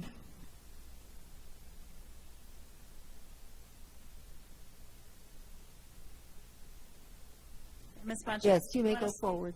Did you want to Okay. speak to this item or to the next No, item? to this item. Okay. Also, looking at the pictures, and I'm very unfamiliar with this project, but it does kind of seem pretty imposing, and lots of gray walls.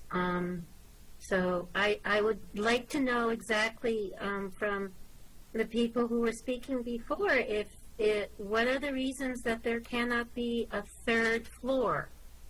Or a smaller third floor, maybe not the full length of the building, but some distribution on the third floor. That's all. Thank you very much for your comments. Okay, group, well, I wish you good luck because... Chair Rios, can I just provide a clarification on one of my comments prior to Absolutely. them getting typed up? I just wanted to make it clear that when I said, that I felt strongly about that building getting pushed back away from the right-of-way, I wasn't referring to like 1 or 2 feet. I think in an ideal world that the face of that building would be flush with the Italianate building. I recognize the site constraints, the need for 60 rooms. One thing that came up during our site visit was that the road to the south was only going to be used for emergency egress. And so one of the questions I had was maybe recommending that you look at what is that minimum width you need for that emergency access. As the site plan shows it right now, it looks like there's still a bay of parking, which I'm wondering if that gives you another 20 feet to play with, and if it would be possible to expand the building on the southwest corner of it. Again, not the whole face, but maybe it juts out. So maybe if you take some away from the front, I'm wondering if they could be repositioned in that back if there is some flexibility there. So I just wanted to clarify that what my intention was when I said that I'd like to see that building get pushed back further. Thank you very much for that clarification. Member Guida. Madam Chair, in the interest of providing the best guidance, I think if it's okay with the board, and certainly correct me if I've misspoken, I think I'd maybe like to sum up some of the board's comments tonight. To me, I think, first there's this issue of the extent of the building on the site. And so, as Member Aguilar-Medrano just mentioned, if there's the opportunity to reduce the overall footprint or shift it away from the east, or even go to 3 stories at this point, I don't know if that's possible, that, reduction in footprint or shifting the massing away from the east side of the project is desirable. I think with regard to the discussion about stucco and openings and materials and all of that, I think to combine the two kind of big thrusts of the critique would be to say that, in general, fewer material shifts on the facades would be advisable. In fact, the most problematic is the stucco that mimics the brick tone, and probably the metal siding on the east side is probably the kind of better choice for allowing the Italianate building to kind of be expressed as its own thing. I would add to that, and we heard this about parapets and the discussion of the existing massing and how some of the kind of fenestration and facades are kind of more artfully handled there. I would be an advocate, and maybe the other members of this board were getting at this, in differentiating the ceiling, the kind of facade heights, particularly on the south facade, to kind of better express or make this building a little bit more interesting.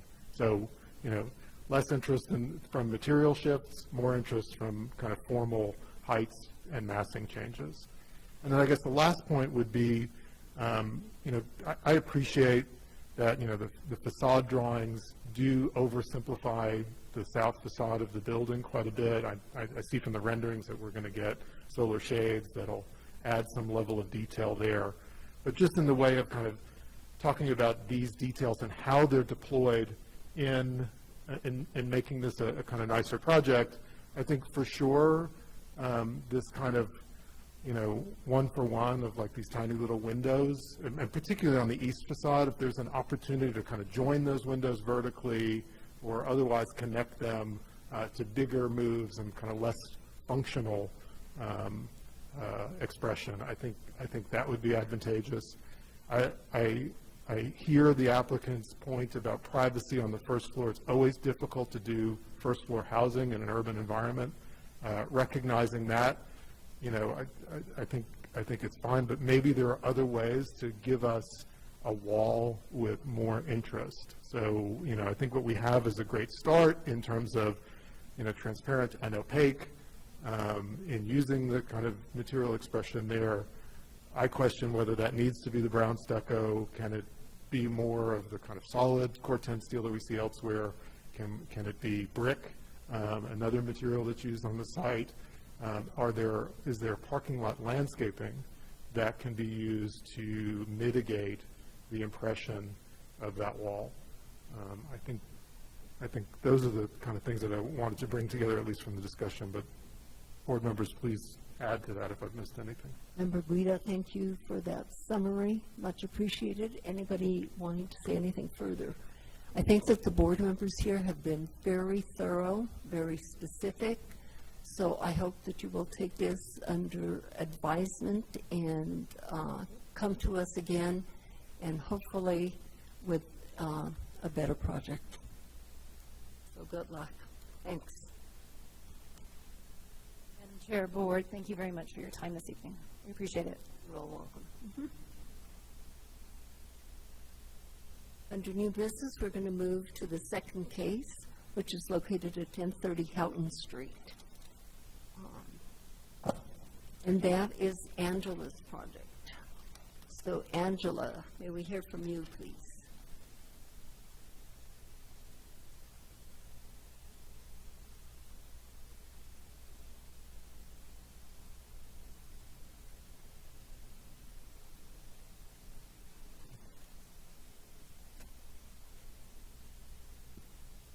Good evening. I'm here to present case number 2022-005830 at 1030 and 1030 and a half West Houghton. The status of the 1030 main building is contributing, and there's another HICP in your packet that it's from 1995 that is not definitive about its status, and I just wanted to point that out, that we're talking about two addresses that may or may not have been one property at one time, but they are separate addresses. But this case is mostly centered on the remodel and addition onto the front house, the contributing house, and I'll describe the houses or the structures now. The front house is about a 1,300 square foot residence, and like I said, listed as contributing to the Don Gaspar area historic district.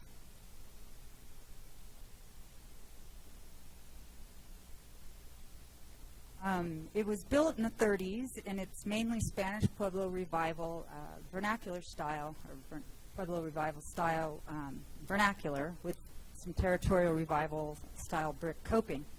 Its front portal is stuccoed with beams and corbels. It features true divided lights, 3/1 wood windows, and some multi-light casements. Behind the house to the west sits a casita.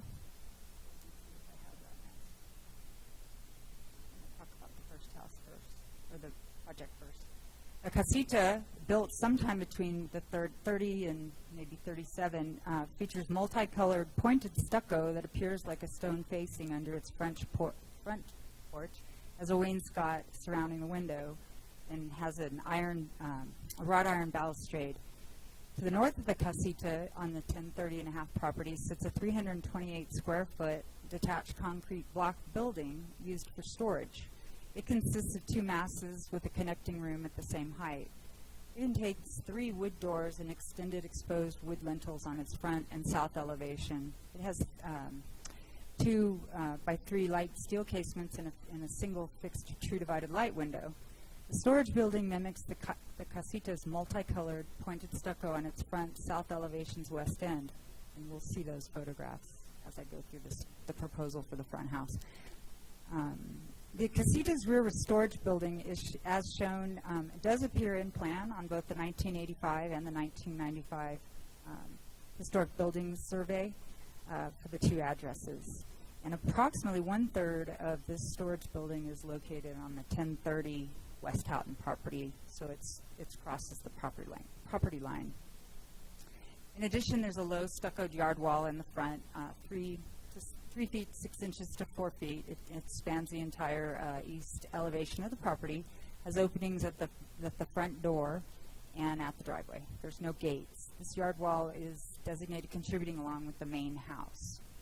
In 2018, the board designated the east and north facades of the front house as primary facades. The meeting minutes don't refer to 1030.5 at all, or address that freestanding storage shed. So there's no known previous case records for the casita or the shed buildings. Currently, this is the site plan. Tried to contrast in red the footprint of the main house and where the proposed addition is going. The applicant proposes to remove a portion of that southwest corner and add back an addition that's slightly larger. It will match the existing height at the west end of the house, and the new windows will be the same as the windows of the house, 3/1 true divided lights, aluminum-clad wood double-hung to match, like I said, the historic windows. On the rest of the house, the south facade door will be aluminum-clad wood and half-glass true divided light. Go to elevations.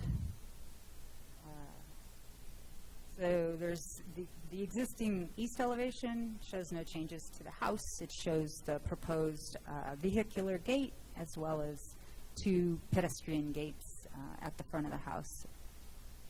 The existing south elevation at the top shows that southwest corner that is being altered, removed to make room for the slightly larger mass that has a set of 3/1 windows and a door that's half glass, half wood, as just stated. The other proposed change for this elevation is to add 4 small windows on that north elevation where currently there's no windows at all. This is the rear of the house, the existing and proposed, and you can see the addition and how it changes from what is there now. You can also see the from the west, the vehicular gate, from inside the property, the vehicular gate, and then the door on the bottom is proposed to take the place of the window above. There's no changes to the existing north elevation, as I stated. That was one of the facades considered primary. The only change is to add a 4 feet high coyote fence, where you see that. There's currently a wood fence there now. So on 1030.5 West Houghton Street, in the red oval is the location of that detached storage building that the applicant is proposing to demolish a portion of and clear that space between the 2 houses. So in elevation here, maybe I should just see if I have pictures to show you first. So this is a photograph. The upper right one is the photograph of the storage building with the 3 doors and the casement windows. And then below is its west elevation, which also has a steel casement window. So the proposal is to demolish that portion that's in the dotted red square, upper right. Like I said, and they just want to end the wall there, stucco it, and be done. I think that's, let's see. No changes are proposed to the casita at this hearing. I recommend approval of this proposal for the residents at the 1030 West Houghton Street, finding that that application complies with the design standards for all the districts and for the Dongaspar Area Historic District standards. With respect to the proposal to demolish a portion of that shed at that address, without evidence that this building is non-contributing, cannot recommend approval. And that concludes my report. Thank you, Angela. So you were indicating that the shed portion of this project should be looked at, evaluated for status in the future? Chair Rios, yes, I believe that if any changes are proposed for those rear buildings on that property, that that property should be evaluated and assessed for its historic construction history. So it's kind of your recommendation to, even though you presented that part of the demolition, that we essentially not move on that, correct?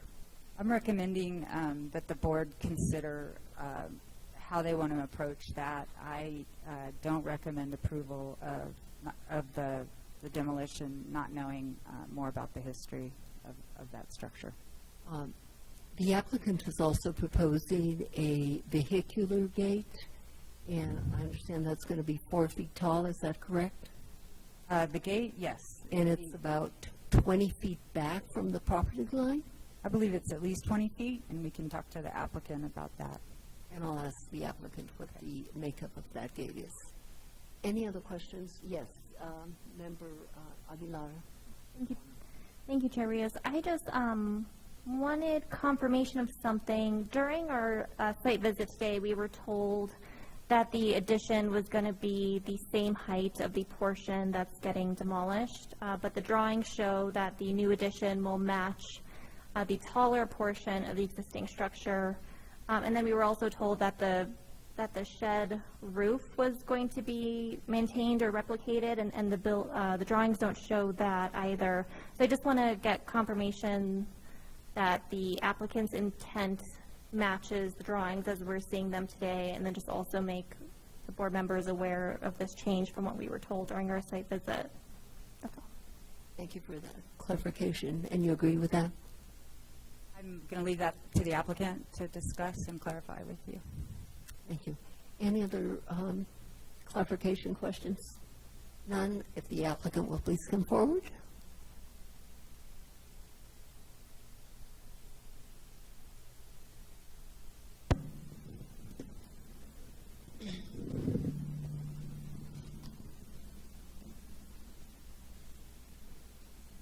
Do you swear under the penalty of perjury that the testimony you're about to give is the truth, the whole truth, and nothing but the truth?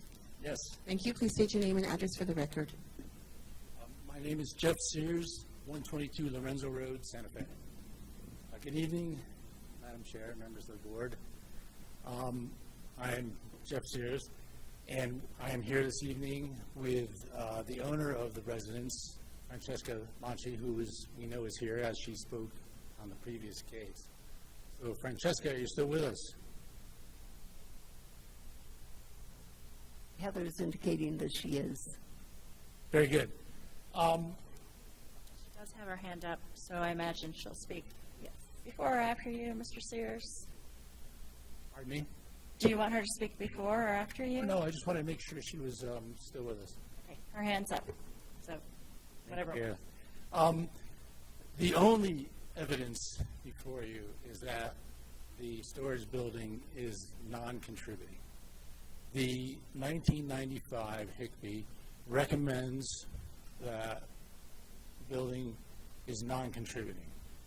And then also in 2018, when 1030 was before you for status review, the consideration was for just the residence, the wall in front, and there was no discussion of the portion of the storage building that is on 1030 at that time. So if this board had concern about that structure, it could have acted, but it did not. So with that, I'll stand for any other questions.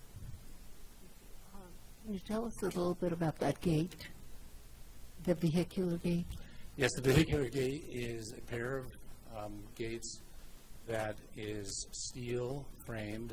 It will be allowed to rust, and then the infill on that is solid cedar planks that will be left natural and then sealed with a clear sealer. And that'll be at 4 feet? It's 4'3", 4'6". At the highest point, it's as it arcs. Let me just check that. Any other questions or comments at this time, board members? Yes. Member Aguilar, Bedrano. Yeah. At the highest point, it's 4'6". 4'6". Okay, thank you.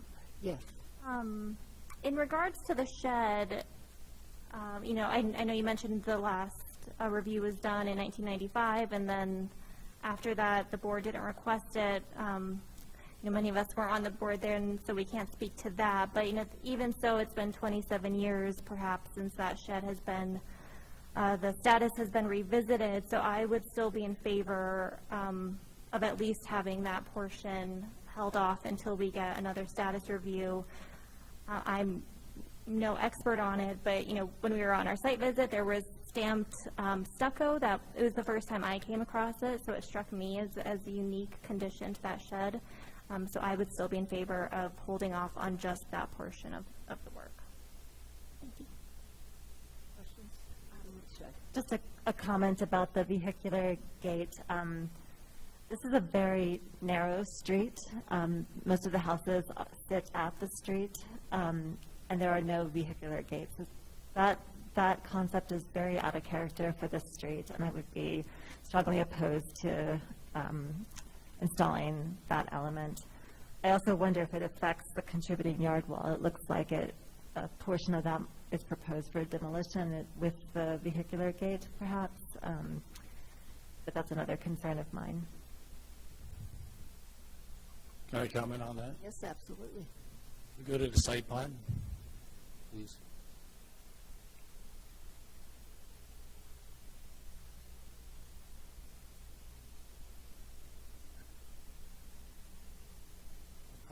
Probably the floor plan's better. It's a little larger scale. The gates are shown there, right where it says proposed. And the yard wall in front starts at the street to the right. There's no demolition or any alteration to that existing low wall on the street. And there's no connection of the vehicular gates to that wall. I would also say that the owner wishes to have these gates in regards to providing security to her property, and that Ms. Bonci travels a lot and would like to keep her car, you know, behind those gates when she is gone, as well as for her dog to have a fully enclosed yard. And it is set back 20 feet, 6 inches from the street. It's low in scale, and that's basically it. Any other questions or comments? I would just want to say, when I say low in scale, means you can still see over it. Do you have something, Member Guida? I do, Chair Rios, thank you. I think in general, I would be supportive of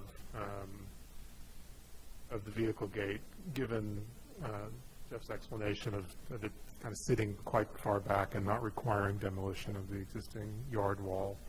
I have a lot of access to the need for privacy, particularly for the back unit on this street.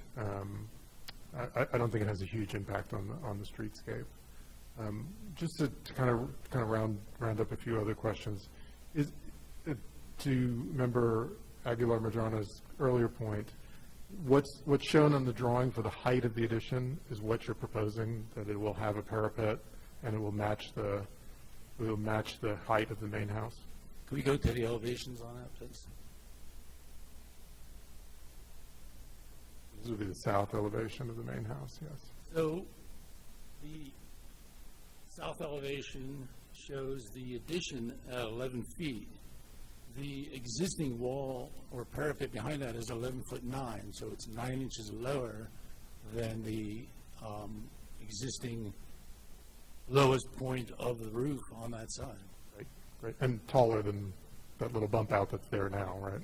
It is taller than the bump out that is there now, yes. And then while we're on the south elevation, the proposed south elevation, just a kind of small point, but one that's important, I think, because it's visible. There seems to be the vestige of a chimney on and the intersection of that new window with the line of the chimney, the implied vertical line of the chimney is a little troubling. I would just suggest that either the window kind of either acknowledge the chimney by shifting over to the left, or that the chimney be eliminated in favor of a brick coping. Wow, that's great. I love that. I think that's great. We should move it left and have it align with the left edge of the chimney. Thank you. Any other comments or questions? Anyone from the public wishing to comment?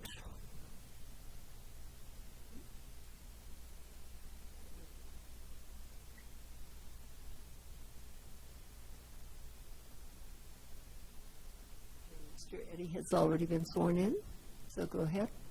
Thank you, Madam Chair. I do empathize with the need for security, and I see both sides of the idea with the vehicular gate. I'm wondering if the applicant would consider, if the board is thinking about allowing that gate to go in, softening the gate by ensuring that the wooden surface completely cover and hide the superstructure, so that the superstructure, the Corten steel frame, is only visible from within the property and not from the streetscape. It's just maybe a way to kind of create some wiggle room there. That's all. Thank you for your comments. Anyone else? And you can comment in reference to his comment. And yes, Heather. I just want to check she lowered her hand, but I want to check to make sure Ms. Banshee doesn't have anything else she wants to say. I do have a few things to say, but I will defer to the people who would wish to comment right now and say them later. Okay, I believe you're the last person to comment. So, Ms. Banshee, you've been sworn, so feel free to make your comments. Okay. I just wanted to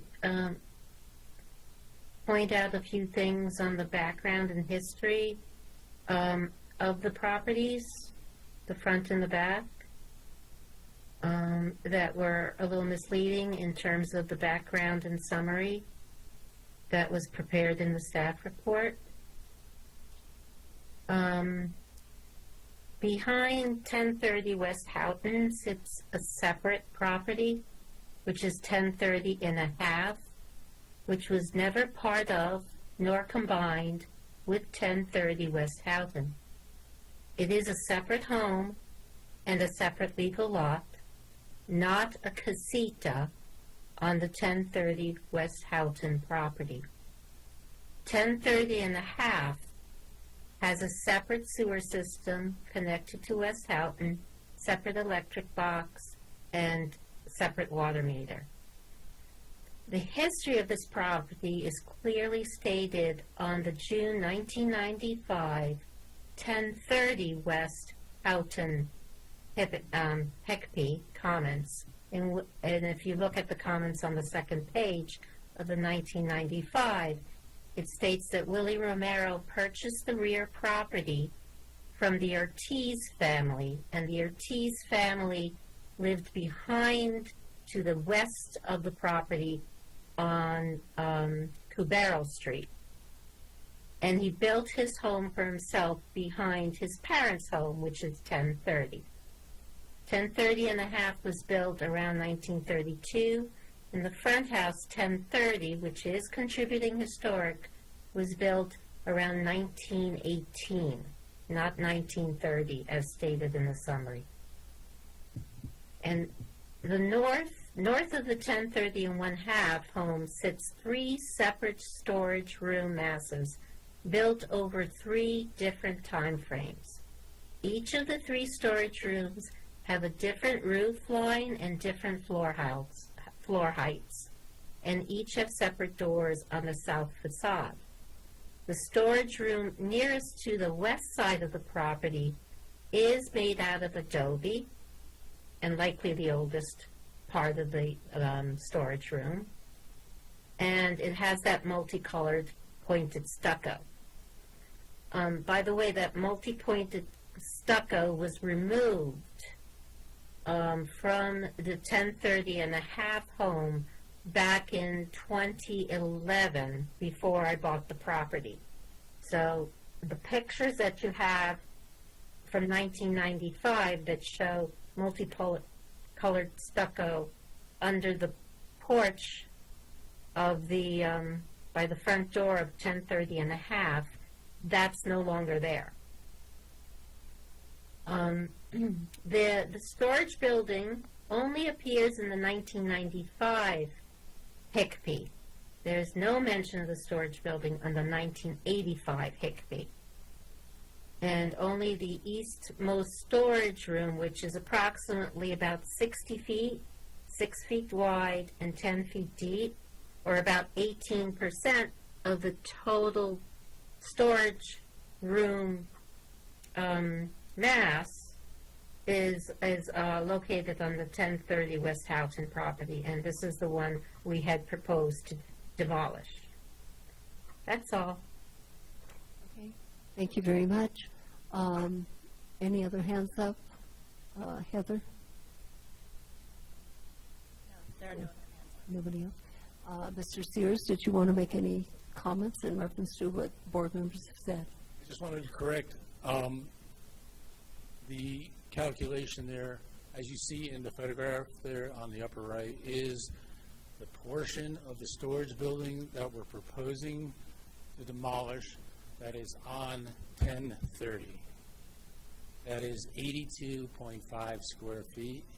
We're proposing to take off the wall you see there that has the door, and then the east wall that goes to the right and back to the existing wall along the property line, and then keep the wall that is on the small storage section in between the 2 masses there. That will be restuccoed, and then the wall that is the back wall or along the property line to the property to the east is to remain also. So we're proposing to remove 2 walls in the roof. And my question is, do you want a status report for just that portion? Because that is on 1030. If you want a status report? We'll see what the board, in terms of the motion, we'll see what the board wants to do, and I think they're ready to make a motion. Member Guida. And I invite fellow board members to make amendments if necessary. I'm also sympathetic to the discussion of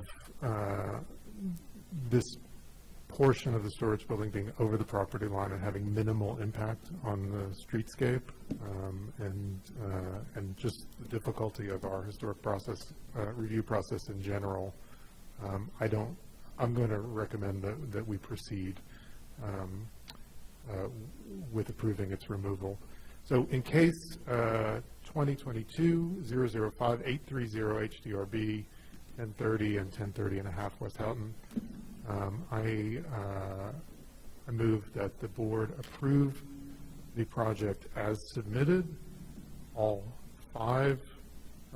six listed changes, inclusive of the removal of that portion of the storage building that's over the property line, and noting that the window on the south facade of 1030 will be aligned on the right side with the chimney mass.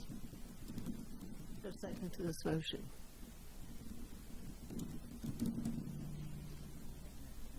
Member Berkeley, seconded. Are there any amendments? Yes. Member- Sorry, just a friendly amendment, possibly maybe more for discussion. In terms of what Mr. Eddy suggested for the material on the vehicular gates, I'm not quite clear what it would look like based on the proposal. It's described as exposed wood vertical slats, clear sealed with a rusted steel frame. And I believe Mr. Eddy's suggestion was that the steel would not be visible from the street and only exposed on the interior of the property. I'm sorry to interrupt, Chair Rios. We believe Member Larson may have lost her connection, and of course. Oh, she has something to say? Well, no, I think she has to hear the motion and okay. to be able to vote. So, but Is she on there now, and can she hear? I'll make sure. She's back on. Hi. I lost internet, but I was just reconnected about like 10 seconds ago. Okay, Member Guida is going to repeat his motion. The motion was to approve the project as submitted with the clarification that the window on the south elevation of the main house, 1030, be aligned on the right-hand side with the chimney. Did you hear that, Member Larson?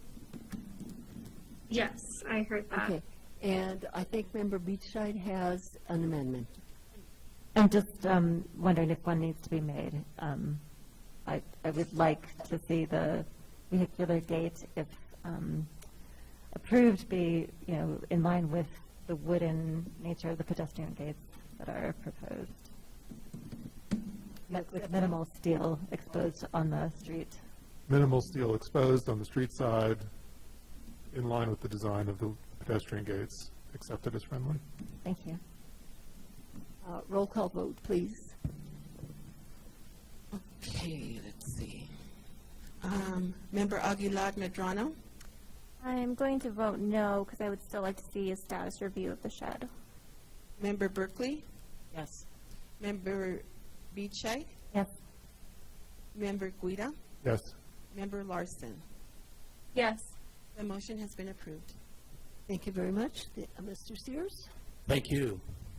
And we'll move on to the next project, which is located at 815 East Palace Avenue, and this is for a status review and Carly's case.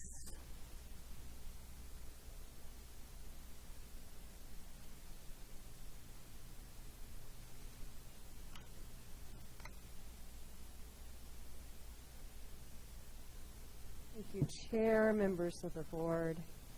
So this is case number 2022-005868 at 815 East Palace. We are in the downtown and East Side Historic District, and the specific subject of this case is unit number 5. So that's highlighted here. This is also known as the Safford House. A brief presentation here, but the big, the topic of the case tonight is primary facade designation. And you'll see that the south is south facade, which includes the bay window, but no further to the west, is staff's recommendation. That said, also with the double doors on the west side, west facade, seen as a character-defining feature. That is the recommendation, but I'm going to get into a little of the history here.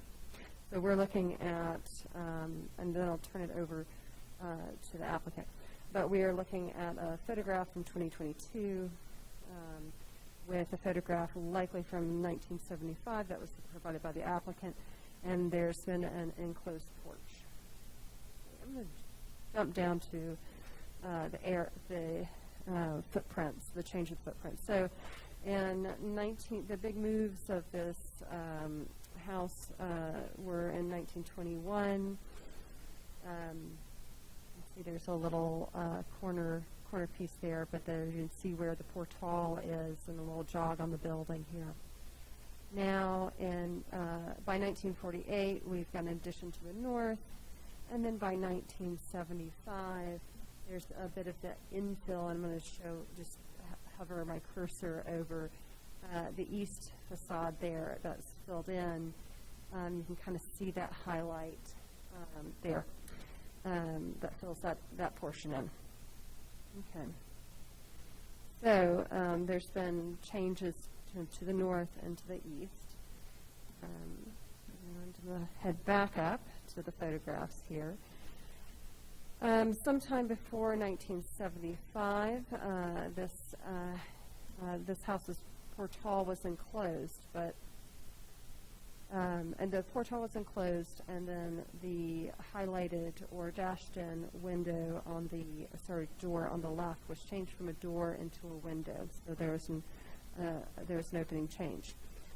That said, in looking at the definitions of primary facades, this facade still maintains that massing. It still reads as a portal with its protruding vigas.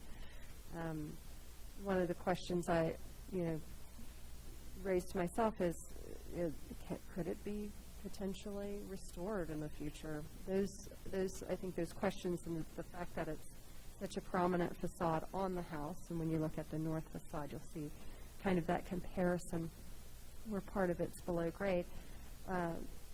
There are a lot of great windows here that are historic and in character without changes to the openings, which is lovely. But it lacks some of those that character massing. And we're looking at the west facade. So there's a really tall wall that was featured in that little article, that coined it Great Wall of China in the 70s. That blocks the view to this.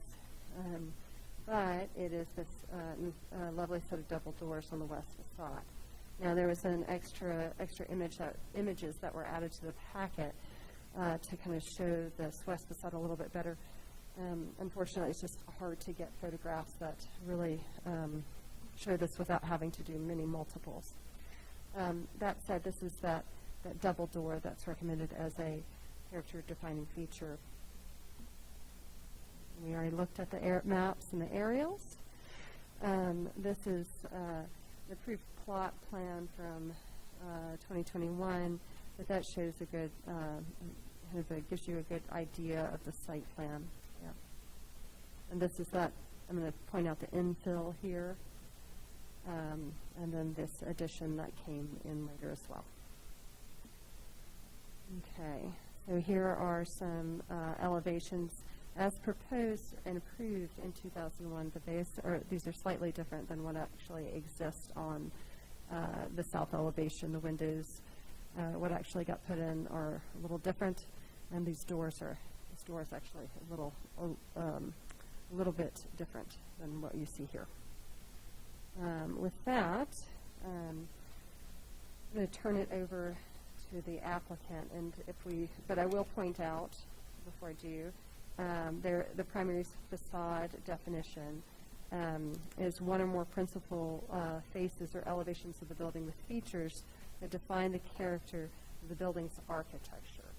And so in thinking about that, that is the reason that the south facade and the character-defining feature of the west facade doors were chosen by staff.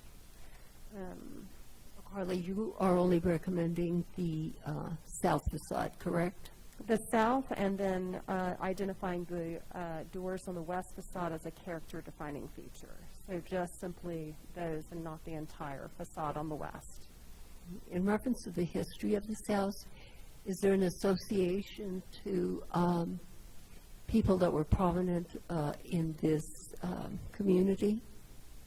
I'm going to turn that over. So Gayla did a really lovely job, the applicant did a lovely job of putting together some historical background, but it's known as the Edward Stafford residence, and it does have some, there's some other historical background that I think she can follow up on as well. It is it is a double-walled, and it dates back to 1900, maybe even earlier to likely 1880, based on some staff records that were included in the packet. Thank you, Carly. Gayla, you've already been sworn in.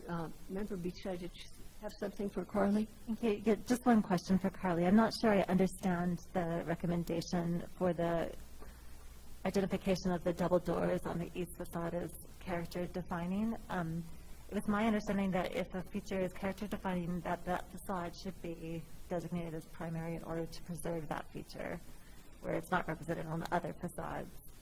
Is this something? Sorry. So it can't. It can either can be done. It depends. So if there's maybe a chimney feature and not the rest of the facade, seeing that there's an addition on the north portion, that was part of that consideration. So the board can choose to include that entire facade, which includes the two smaller windows as well. But there's also a little bit of an added stucco short wall as well. So that was something that it was questionable. And if the board wants to choose to go with both, that's okay. But generally, yes, a feature, it has been practiced in the past that a feature can be identified and not the entire facade. It just hasn't been done in the last 3 years. I think it was a little bit more standard prior to that point. Okay, thank you for that. Good evening again. In reference to your question about the history, I did send Carly the entire history of the Yano compound that, the name of Sharon something, wrote, and that's where I got the 1975 photograph. It was an important building to the neighborhood because it was up on the hill, and it was quite old, the first parts of it. So but in terms of the Staffords, there's no other name that I can remember that without going through this document once more. I believe you included, there was a brewery in there. The brewery was next door. So there was a brewery and a cider house. They were not that were not this house. It was next door. So even on the Sanborn maps, it appears like it is that building, but later it's not that building. It's the wrong floor plan altogether.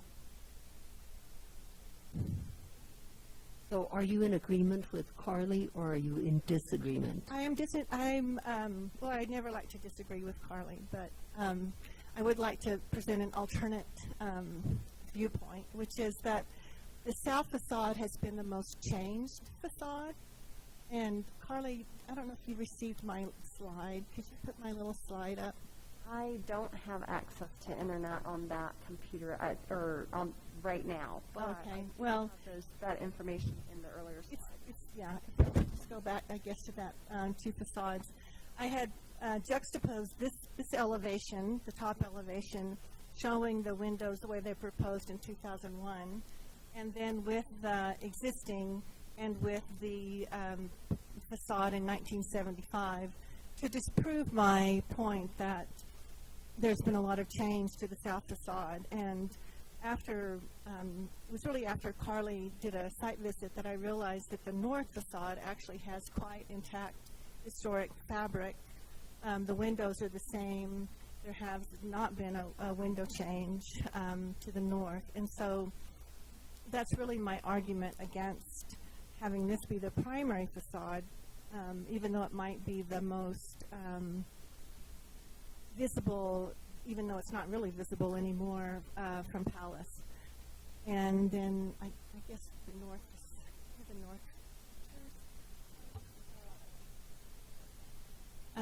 so the north facade is really stepped. It does have the particular massing that was very typical of the Yano compound, that sort of swoopy at the edges.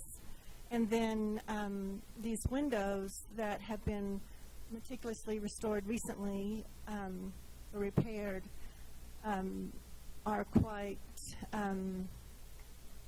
evocative of, I think, a 1920s, 1880s sort of building that's been added onto over the years, where the south facade is less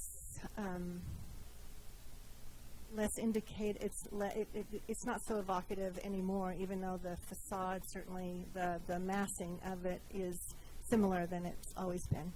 So I guess that's where I would stop there. Though Bonnie Armijo, who is the builder and who had repaired this building and replaced these windows over the years, would like to speak also to the board. Thank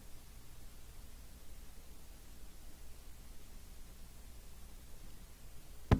Do you swear under the penalty of perjury that the testimony you're about to give is the truth, the whole truth, and nothing but the truth? Thank you. Please state your name and address for the record. Chair Rios and board. I've worked on this place for the previous 3 owners. Let me interrupt you. She asked if you could state your name and your address. Sorry, just for the record. Bonifacio A. Armijo, 13B Paseo C de Baca, Santa Fe, New Mexico, 87505. So I've worked on this property for 20-some years for 3 previous owners.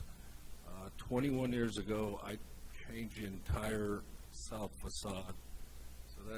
There's one window that wasn't changed, the smallest window on that south facade. Everything else, the size of the windows, the style of the windows, the material of the windows, they went from wood to clad. The sizes got larger. So everything was changed on the south. So I'm surprised that they're shooting for the primary facade. On the north end, all those are original as far as I know. As Gayla indicated, those probably go back to the 1920s. I restored them 20 years ago, and recently they're repaired again. So to me, the north facade would be definitely more the primary facade, but is what I feel based on so many changes on that south side. Thank you. Any questions, board members, for either Gayla or Mr. Armijo? It appears not at this time. Anyone from the public wishing to comment? Mr. Eddie, why are you hiding? He's usually the person that comments, and I don't know, he was hiding. It was quite evident. Yes, Member Aguilar Medrano, questions or comments? Thank you, Chair Rios. I have a question for staff. Carly, did you find that the windows on the north facade, do you believe those to be the original wood windows when you were out on site? They appear to be. And on that, I think it's important to note that, the consideration is, that was brought into consideration, but it's also, integrity is a factor, but, are we only looking at a collection of windows being creating the character of the building? Or is it really the major move of the building that creates that character facade? So it's, it's one of those kind of tricky cases, and the reason I feel like this is one of the reasons we have a board. So it's, not the easiest decision because that is such an iconic facade. Thank you. Yes, Gayla. I would just like to point out the windows in the old Portal area are evocative of sort of 2010 or 2005 Colby windows that have divided lights. So in my opinion, the door is more evocative of what it was, and then certainly the window to the east. But these windows and doors aren't of this place anymore, in my opinion.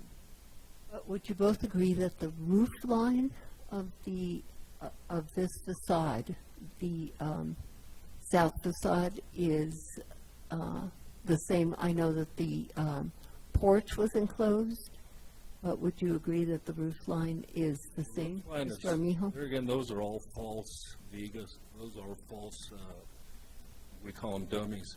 So those were also replaced in 2001. The actual slope of the roof is lower than what, the vigas that you see popping out. They're all just false beams sticking out. So it's not a true roof line. And if you look at the original pictures, it was a true portal coming out. So even from generation to generation, that facade has changed tremendously. And like I said, in 2001, not just the configuration, the style of the windows, but the wood, instead of wood, we went to clad. So I think that's a major factor. The west door, which I don't disagree with Carly that it is a characteristic. This is the style of window that they did throughout the compound when they were building the buildings with this row of sort of square windows at the top, and those kinds of windows are still existing in the compound itself. So it was the windows were changed in the 70s, and at least many of them, and then it was this style of door. There was a transom above them. Thank you. I got that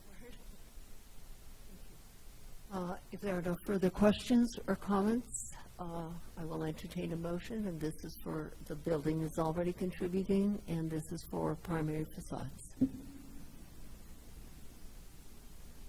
I hear a motion? Maybe further discussion? I'll make a motion. In case 2022-005868, HDRB at 815 East Palace Avenue, number 5. I'll move to designate the north facade as primary based on the testimony provided by the applicant, and the west facade in order to capture the double door with the original transom windows. I'm sorry, indicate what you said about those double doors on the west facade. I'm suggesting that we designate that entire facade as primary because just for the reason that I don't understand how we will assess it in the future if we don't. Thank you. Yeah. Is there a second to this motion? I'll second with a friendly amendment that on the west facade, we exclude that north addition. Yes, thank you. Accepted as friendly. Any other amendments? None? Roll call vote, please. Member Aguilar Medrano? Yes. Member Berkeley? Yes. Member Beachai? Yes. Member Guida? Yes. Member Larson? Yes. The motion has been approved. Thank you. So we are moving to the last case on the agenda this evening, and that's at 530 Camino Militar, and this is Carly's case as well.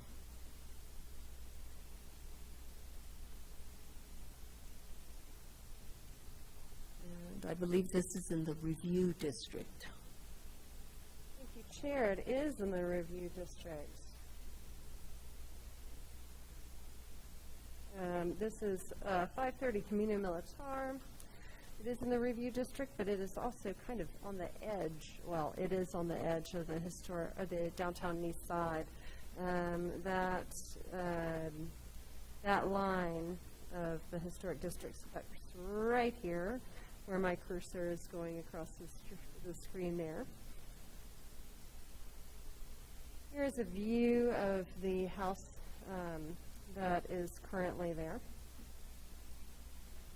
The application before you tonight is for a new build for a guest house that sits down the hill, off the street, and just kind of a little back down the hill there.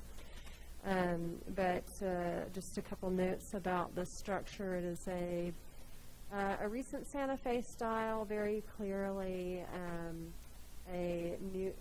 newer alterations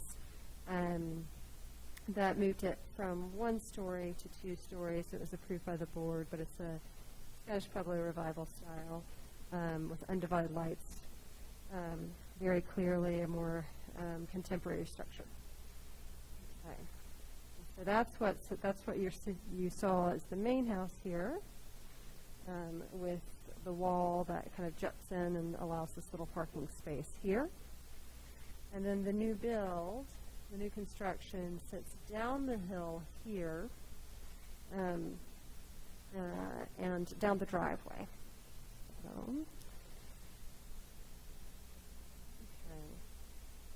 and here. So we are, let me go back here for just a moment to make sure I hit all my bullet points. Just a note on the sloping of the site, we have over 4 feet of slope on the site. So but the applicant is requesting an exception for height and looking at we are looking at a request for to go up to 18.3 at its maximum, and where we have 14.3 as the maximum allowable height. And you can see it grows from one area of the building down slope to the other. So we're looking at that north facade as kind of what fronts the building there, or fronts the streetscape there. Okay, here is the east elevation, the south elevation.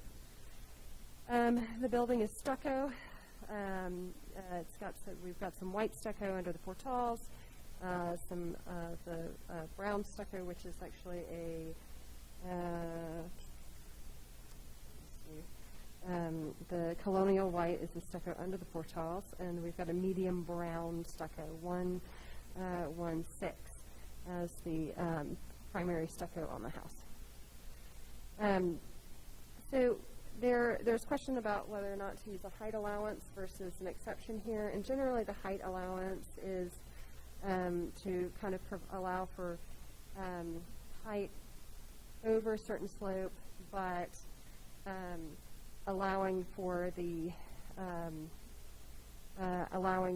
slope, the largest mass to be at the back, but we see the larger mass reaching kind of mid-range here.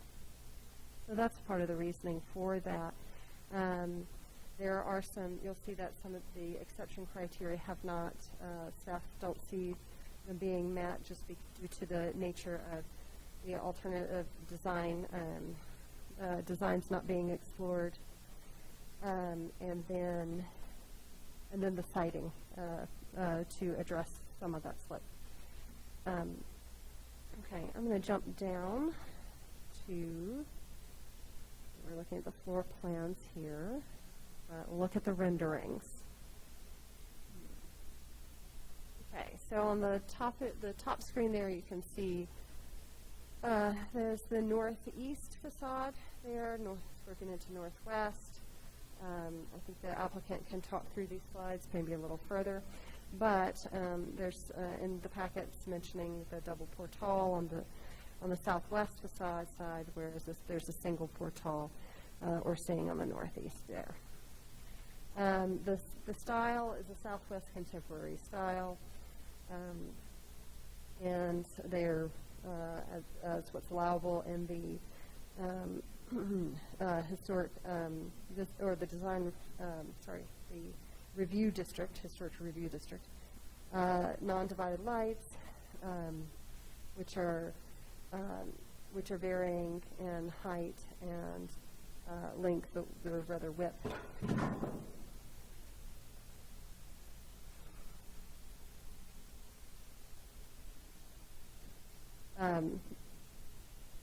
I'm going to go get, I'll go get those.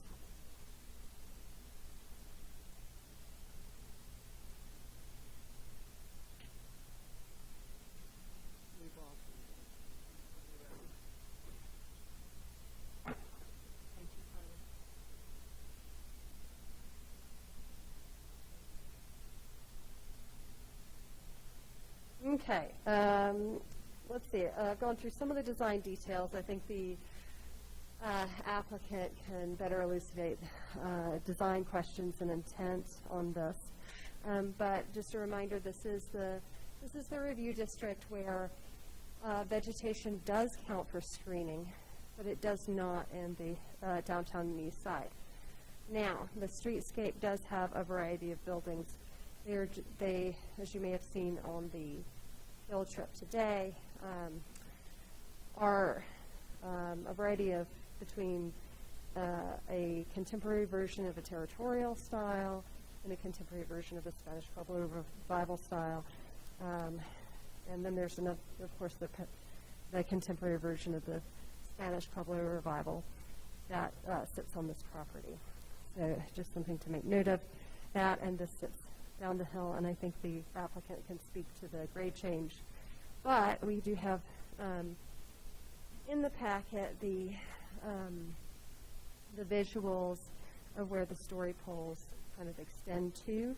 The applicant has picked out what is visible with the story poles and put an outline in that visual for us to see. What would be seen from Camino Militar, that streetscape. And with that, I can take questions, or go ahead and turn it over to the applicant, and they can walk through. So, Carly, before you leave the podium, on today's field trip, we saw that the existing house sits up here. You get into the driveway, and then there's a really sloped area, what I would call perhaps even an arroyo, and that's where the story poles were set. And is that where the house is being planned and being put? I believe the story poles tell the story of the anchor points, but there is an alignment that you may want to lay out which corners were laid out in the front with the story poles. So, but it's down. It sits down, and I'm going to just go back to the plan, the site plan with a grading on it. So the applicant can answer any further questions about kind of that amount of grade change from the streetscape. Right, and also this case requires an exception for additional height. And you, in your review of the responses, you did not agree with the applicant's responses, correct? I did not agree that the exception criteria were met, and that may be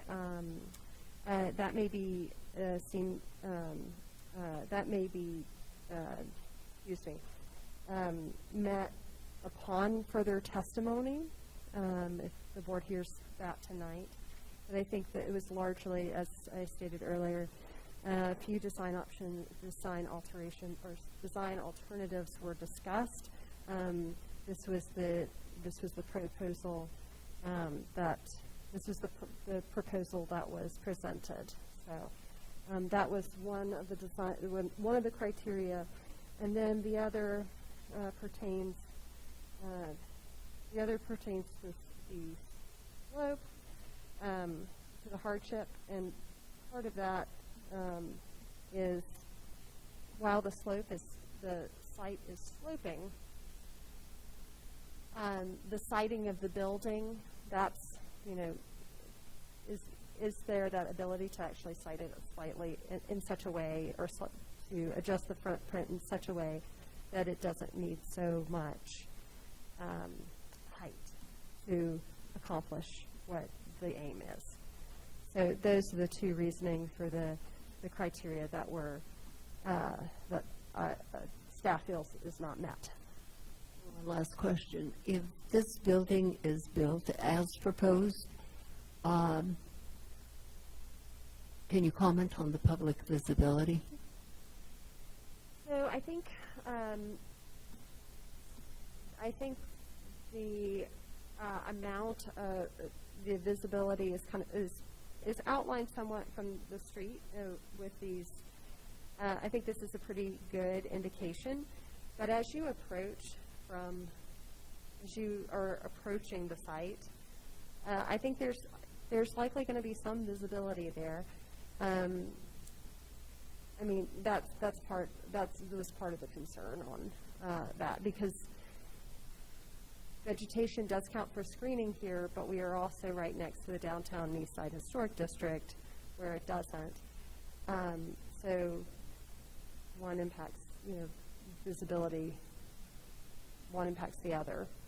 That's the thought. As this is a review district, but is also kind of transitional in a way. The streetscapes are very different from street to street, and the further out you get into the historic the review district, the styles can change. And so whether or not this is with the height and visibility, if it's really appropriate for the streetscape, is one of the big considerations here. Thank you. Yes, Member Aguilar Pedrano. Thank you, Chair Rios. I just had a question about how the code reads. In a situation like this where we have a guest house that isn't attached to the primary house, would that still be considered an addition? They didn't see language that it had to be attached to be considered an addition. So I was just wondering. We do not consider it an addition. Okay. Anything else? Yes, Member Beachley. A clarification, please, with respect to the sloping site. Is it your assessment that this site meets the criteria of sloping more than 2 feet? But is there a reason you're not suggesting that the board consider the allowance that were afforded by the code to increase the height without exception? So yes, generally that allowance. That allowance is for kind of a stepping down of the site. In the consideration and that in looking at this, there was not that level of consideration to the site and the way it slopes. We're looking at the top of the roof, the top of the parapet being here, and we're not looking at it stepping down and getting, it's reaching a pretty maximal height right here at the middle of the building, and not necessarily as it steps backwards. A little bit, but the other thing about that is generally we reserve that for if a building is moving, if you're looking at a streetscape, we're looking at that going back. And I think it's all in how it's cited, really. And so if we're treating this truly within the code, that's that consideration, that the exception was the more conservative route to go in this. And if we felt like this was kind of on the borderline of allowance versus exception, we go with exception so that we make sure that we cover it fully in the code and honor that. And so that was the concern here, in that citing of the building that way. So, this building is cited facing the road, and we got higher and higher instead of kind of stepping down. Thank you. Anything else? If not, then will the applicant or applicants please come forward and get sworn in? Do you swear under the penalty of perjury that the testimony you're about to give is the truth, the whole truth, and nothing but the truth? Yes, I do. Thank you. Please state your name and address for the record. My name is Sibyl Mueller, 1 Delario Street, Santa Fe, Mexico. May I ask Carly to help me with this? I have some slides.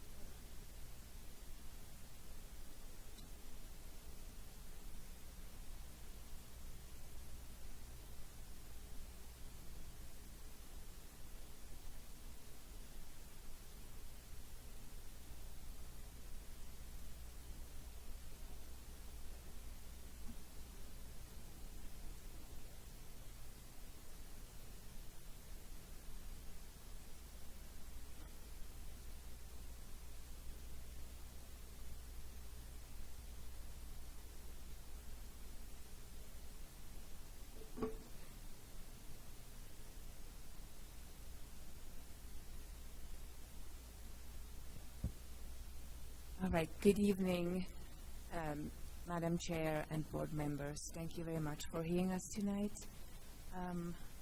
I appreciate to hear about why 3 points were rejected or not recommended for the exception, and I would like to specifically address that. But before that, I'd like to just quickly give a history about this. This is a property that has been with the same owner for many, many years. One of the first developments up in that area. It's still the same owner.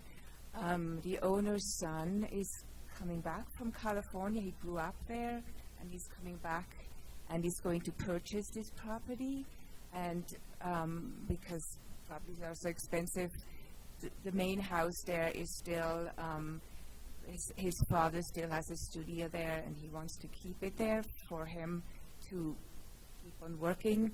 But that's why he and his young family with one child is moving back, and they want to build a guest house. Now they are very concerned about the neighborhood because they're moving in. They don't want to upset anyone with a building that's looming over everything. So that's one thing we try to do, is to make sure it doesn't take any view away from any neighboring building. Most the neighbor most impacted will be 526 Camino Militar. That's just west of the property. And so we had different options, and ended up moving into the Arroyo, like you called, Madam Chair. So it is like in that trough. The other challenge that we had with the site, because it's steep, it has two different types of slope analysis. One was the original, and then one that is current. And over the years, the owner did some adjustments to the lot and did some cutbacks that are too steep. So I had Mr. Gabaldon, Martin Gabaldon, coming out to assess that with me and see where we can actually build. So overlaying both slope analysis, it was very limited where we could actually build outside of the 30% slope. I just wanted to quickly, for someone that maybe not know, you cannot build over 30% slope. You have to have at least 50% outside of the 20% slope in order to be compliant with the building code.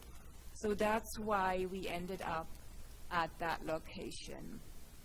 If I may address the first point, for the exception, which says do not damage the character of the district, and the staff response was that due to the proximity to the downtown and East Side historic district boundary, it is the staff's perspective that the design should take into consideration how appropriate the style and height is within the streetscape and location in its district. And so I mean, obviously, yes, the property, the south portion of the property butts up against properties on Camino Cabra.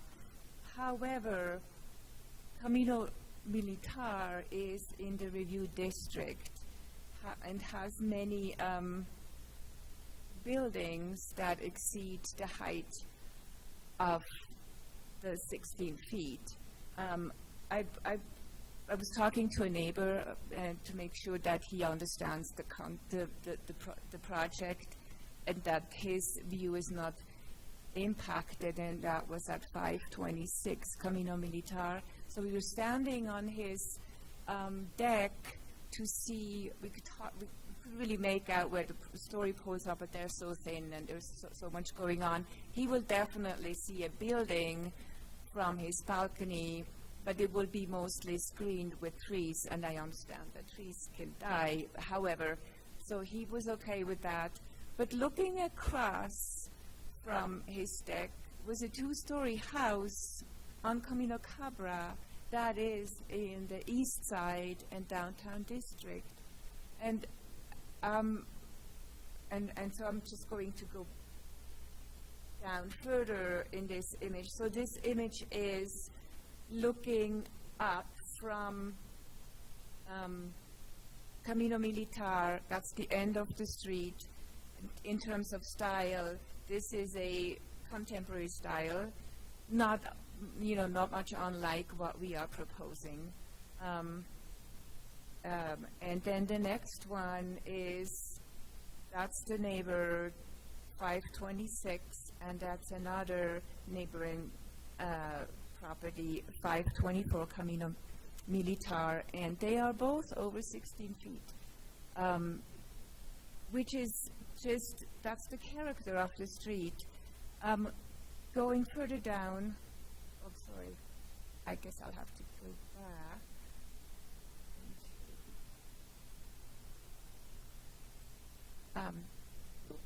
Sorry about that. So here I have the map. Oops, is that not? Oh, here's the map that was what the calculation, the height calculation was based on. Out of all those buildings, and there were 14 buildings, only 6 qualified for the height calculation, which then, which is, I understand what the rules are, that they can't be more than 16 feet, and it's an average height calculation. But the street itself, which is, should be saved as a historic district, doesn't present that. It has buildings, and mostly on this side of Camino Militar, because the steepness of the site is so difficult that most people have a 2-story building on that side. So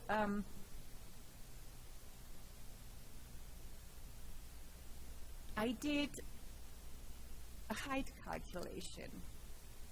So we are asking, our allowable height is 14 foot and 3 inches. Can you see this? Yeah. So I've just listed the items here, all the lots that are included in the height calculation. Here are the height of the buildings, and the calculation here for what that was Mr. Schwab at that time. He included number 3, number 7, number 12, 13, and 14, and that gave them an average of 12 feet and 3 inches, and then there was a maximum of 2 feet that he gave us in addition.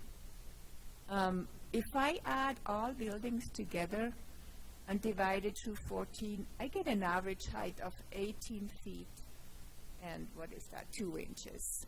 So it is the height exception we are asking for. And I understand this, what the historic district is looking at, but I just wanted to point out it is not out of scale. It is within that district and is within what that street represents. So that's for that was for the first criteria. The second one, it says are required to prevent a hardship to the applicant or an injury to the public welfare. And like the staff, the criteria was not met because it is a sloping site, although some of the slope could be avoided in how the building is sited. That stated that site still presents a slope condition.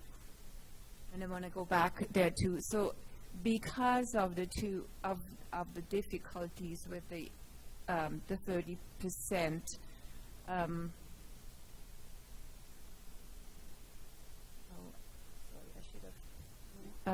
going to go back.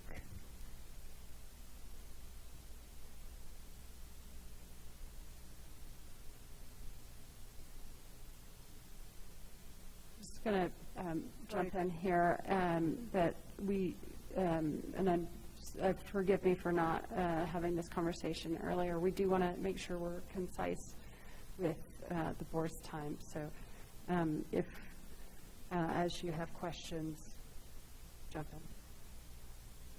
So here you can see that's what Mr. Gabaldon wanted to see is in gray is the current slope, and in red is the original slope, which he said we need to work with the original slope and the slope analysis.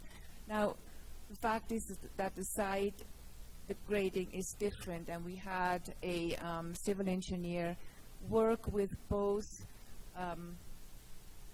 slope analysis to put it back for where we can to the original slope, and that is basically in this area over here. I don't know, can you see my cursor? And then, so that's why the slope is very difficult, and all the dark red and the dark gray is all 30%. So there will be no space over here. This is the driveway. There will be no space over here with the required setback to build. Down here, it's very difficult. I mean, it would be a very long, strange house. This would be the only area we could site it closer to the road and probably with less slope. But this has some very nice old growth piñons, which would, you know,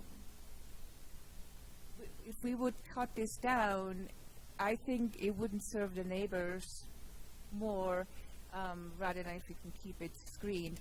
Also, the adjacent neighbor at 526 right here, he has his master bedroom here, so to have the minimum setback of 5 feet to his property would really impact him. So that's why we... Madam Chair, as a point of order, this is all very technical and very difficult to see. Might the public and the board be better served just by asking the applicant some questions? This is a very lengthy presentation. And one of the first questions I have, you indicated original slope, and that Yes. the city is telling you, take it back to original slope. By that, do you mean, do you have to infill that? You're going to build that up, or you're going to dig down? We are infilling. We are restoring some of the slopes. I can, I don't want to bore you with technicality, but we have the, I have that. So that's going to be built up, and by how much? I don't have a picture of the site where the story poles are, but if you recall, it's like some of the site cuts where the trees are growing are cut straight down. So that portion we have to fill in. And that will be against the facade. Questions? No questions at this time? Okay. Yes. Oh, yes. Member Adriana. Not so much a question, but just an observation. I'm moving away from the height issue for a moment, and wanted to focus more on the style. There was a particular part in the code that mentioned that a proposed building shall be in proportion to, let's see, the facade length, the roof form. So that's the portion that I'm referring. The proposed building, Southwest Contemporary, the existing primary residence, Spanish Pueblo Revival. So the roof form between those two are very different. There's an absence of parapet, there's no vigas, there's the metal drip edge. So I'm also wondering, whether the style of the proposed guest house is appropriate. I feel like a guest house should complement the primary residence and not feel like a separate property. And then regarding the height, I agree with the staff that the exception criteria for the height has not been met. And just to reiterate, as we consider this, I think we do need to keep in mind the proximity to the historic East Side district. The code has specific language that mentions Camino Militad, which I think shows the intention that the street is supposed to be given, special consideration. So I would ask the applicant to consider, different siting of the house, maybe not the number of levels of proposed, because I do appreciate your explanation about the intention of the use of the guest house, but maybe the size could be evaluated. It seems like if it was pulled up further towards the driveway, that would help alleviate some of this conversation. A 1,500 square foot guest house, just of the heated space, it's a very large, guest house. So I'm wondering if there's flexibility there. In conclusion, I guess my question for the applicant would be, what is the interior height of the different levels within the proposed guest house? On the lower level, it's going to be 8 feet. And that's the basement? That's the first floor. There is a basement that is submerged. And then on the second level, the upper level where the entry is, the living room is at 10 feet. And is that the highest interior ceiling height? Yes, that's the interior ceiling height. Would the applicant ever consider having a lower ceiling height if maybe the board and the applicant can meet some sort of meet in the middle on the height exception? Especially considering that it's, a guest house. My primary residence only has 8-foot tall ceilings, so it seems like we could maybe meet in the middle somewhere there as well. I'm sure the owner would agree to a 9-foot ceiling, if that is acceptable. That's all, Chair Rios, thank you. Board members, do you have any other comments? And I would like to hear your comments in reference to the design of this home. Do you have any? If we're waiting for comments, I have a further clarification. I realized I didn't answer one of those questions very well from Member Bieshite. exception versus allowance, part of that is if you were to see a pretty short facade from the road and go back, that's when we would go for an allowance. We're seeing the largest massing of the building, which is facing the street fronting facade, at 18.5 feet, or 18.3. That's the reasoning for that. The other point is, the other thing to note about height, having a height exception, it's reasonable to go for a height exception, but I think the thing to understand with how we calculate height is when we do not include non-contributing properties, which is difficult in this district because a lot of them are non-contributing. That said, if we were to calculate every building, it would allow for this excretionary growth over time. That's something that is not ideal.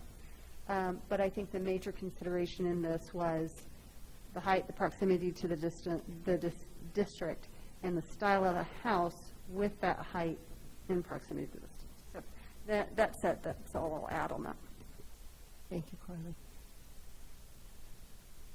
Member Bichette. Thank you for that, Carly. That helps a lot. I guess my comments are mostly with respect to the style, which the height sort of exacerbates those characteristics. This is a very contemporary house, and I acknowledge that there's a variety of styles on the street, but the size and height sort of make this one stand out more, as Carly explained.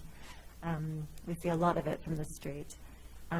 I find the color scheme to be pretty unusual, with all of the white under portals, which we traditionally view as a traditional treatment of portals, that this is not a traditional house. And so that appears to be sort of highlighting something that, in a way, that's not consistent with our style guidance. The window shapes are concerning to me. They don't seem to really follow any sort of pattern. There's long horizontal windows, like tall vertical windows, round windows. And then I appreciate Member Aguilar-Madrano's question about the interior ceiling heights, because I think that might be an area where we're overreaching in this proposal. Member Guida. Thank you, Chair Rios. I agree with what's been said, and to me, I agree with Member Beachhead that my biggest concern is the style of the proposed building. I would imagine that, that perhaps the height exceptions could be allowed if the appearance question is more addressed. I agree there's a lot of inconsistency in the design. The one beyond the windows, I think the notable things for me are the expression of the portals, the upper versus the lower. It seems like we have, some punches and then some other places where we have a kind of more trabeated design with column and beam expressed in stucco. The inconsistency of the roof treatment, I imagine that you're proposing a flat roof with a drip edge because you want to fit under the height limitation. Yes. But I'm concerned that the inconsistency of that roof with the lower level and the portal on the front. And I think, if anything, I would propose that this case comes back after design revision that addresses the comments of the board tonight. Would you kindly put the elevations back up on the screen? And Member Berkeley, did you have any comments at this time? I agree with Member Guido. I would like to see it come back in a different design. And let me hear anyone from the public wishing to comment. Please come forward. Get sworn in.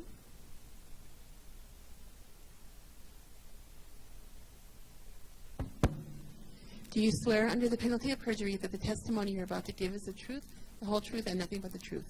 Yes, I do. Thank you. Please state your name and address. My name is Bill Druce. I live at 430 Apodaca Hill Street.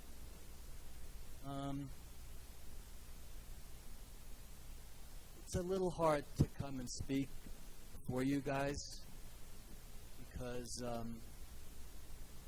you know, it's our neighbors that are just like around the block. But, and I know Sabine, hello, you know, I've known you for so many years, so it pains me to speak against this project. The height, it's all about, the height. It's too much. We live on Apodaca Hill Street, which is just to the west and a little bit down the hill. And it's going to be totally visible from our view. So we live in a neighborhood that's a little unusual because it's not a grid of streets. There are arroyos that pass between Militar and Apodaca Hill Street, but we're the next block over. We're right there. And with it'll be 22 feet from grade to the roof on the west elevation. And I don't understand, really. This is a guest house. It's 19. It's got an enclosed porch. That's open. It's open air, but it's basically part of the building mass.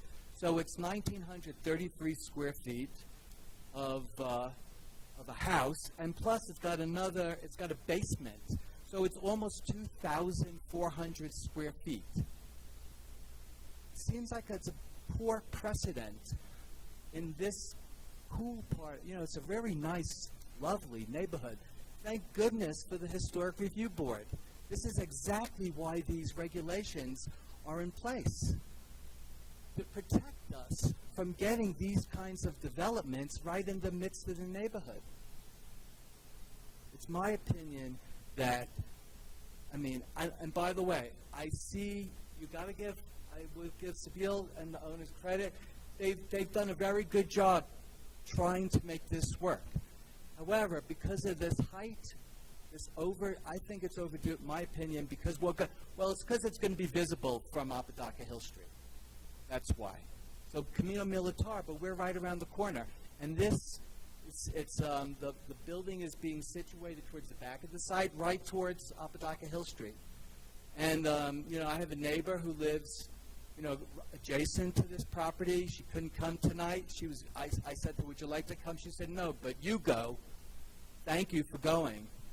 And it's just to protect us. So I'm just wondering, maybe, I'm a designer, I'm a structural engineer. I'm well known in this community.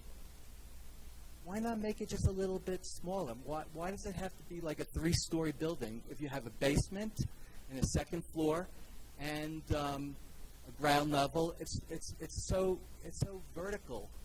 Why not make it more like a guest house, something that's a little bit more discreet, and that's not going to look like a main house?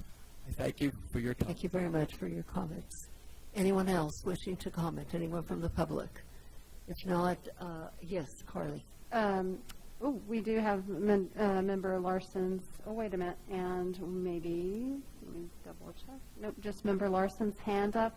And I just wanted to point out to the board that this public comment, the public comment was attached to the packet, and that was notified to the board yesterday evening. That's part of the record. Anything that was public comment submitted to you? No other public comments were submitted. Member Larson? Thank you. I actually really appreciate, how this design is clearly attempting to do something a little bit different, more of a play on, the modernist sort of aesthetic.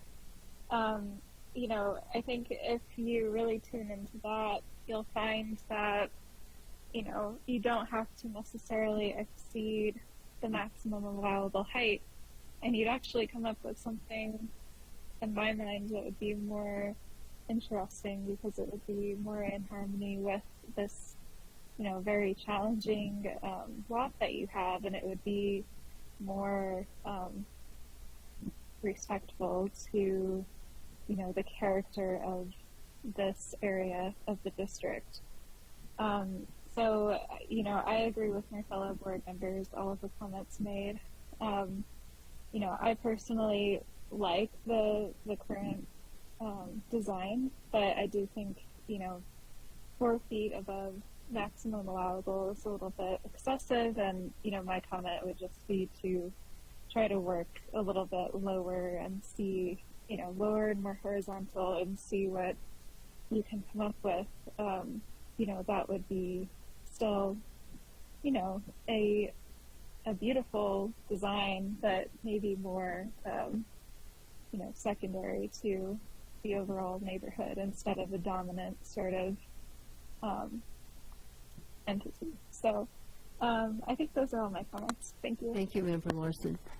If there are no further comments, I will entertain a motion, and I would ask the maker of the motion to be specific in their references to what was said here this evening. Yes, Member Aguilar-Medrano. I'm going to give this motion a stab. If I haven't worded this correctly, given that it's a postponement, please let me know. On case number 2022-005867-HDRB at 530 Camino Militar, I move to postpone to a future date, noting that the exception criteria for the 4 feet of additional height has not been met and the exception has been denied. I would ask that the applicant present a design that is harmonious with the existing primary structure, given that this is a guest house that also matches in color. I would also like to request that photos of the existing structure are included in the future application packet. Is there a second to this motion? I will second. Is there anything further to add or to discuss? It appears not. Do we have to postpone to a date certain? Yes, I would recommend postponing to a specific And that date certain is, help me, Carly? October 11th, if the applicant can meet that date. Otherwise, and the application would have to come back at least 1 week prior to be able to process that for the board. Thank you, Carly. So October the 11th, and, okay, we're in the middle of a motion, so I want to take a vote on this. Roll call vote, please. Member Aguilar-Medrano? Yes. Member Berkeley? Yes. Member Beachside? Yes. Member Guida? Yes. Member Larson? Yes. The motion has been approved. Thank you. And yes, Ms. Mueller. The October 11 will not work. Okay, well, will you work with, Yes. work with staff, and we'll see you in the following, Thank you. in the future. Thank you very much. Can we, I'm sorry, I think we should pick a specific date. We should, if, Okay, what's the next date after the 11th? October 25th. October what? 25th. That will work. That will work, October 25th. Okay, so should we change the motion's date or date certain to October 25th? Is that okay with the maker of the motion? It is. Thank you. All right, well, we hope to see you on October the 25th. Thank you, Board and Madam Chair. Any discussion items of staff? No, Madam Chair, not for tonight. Okay, thank you. Matters from the board, Member Guida. Madam Chair, just a note, just to return to a topic that we often talk about. I understand we had a case tonight that required a great deal of review and explanation and public input, and I think it was worthwhile spending the time on that. I think in fairness to the public, to the applicants, being more efficient with this board's time, public's time, is necessary for cases. I know we only had 4 other cases than that big one tonight, but it'd be great if we can get through them a lot quicker. And I think the key to that is limiting applicant presentations and refraining from kind of cross-examining staff and then the applicant as well. We could probably be more efficient there. I don't think we cross-examine staff. I think we're just getting clarification questions from staff, and I think that's important. I still will push for that seriously, because sometimes staff is the only ones that can is the person that can answer certain questions. For instance, Carly was not in agreement with the criteria in this last case, so that was my question that was asked. But I do want to thank the board members for their very thorough and specific recommendations on the, I still call it Sambusco, on the art project.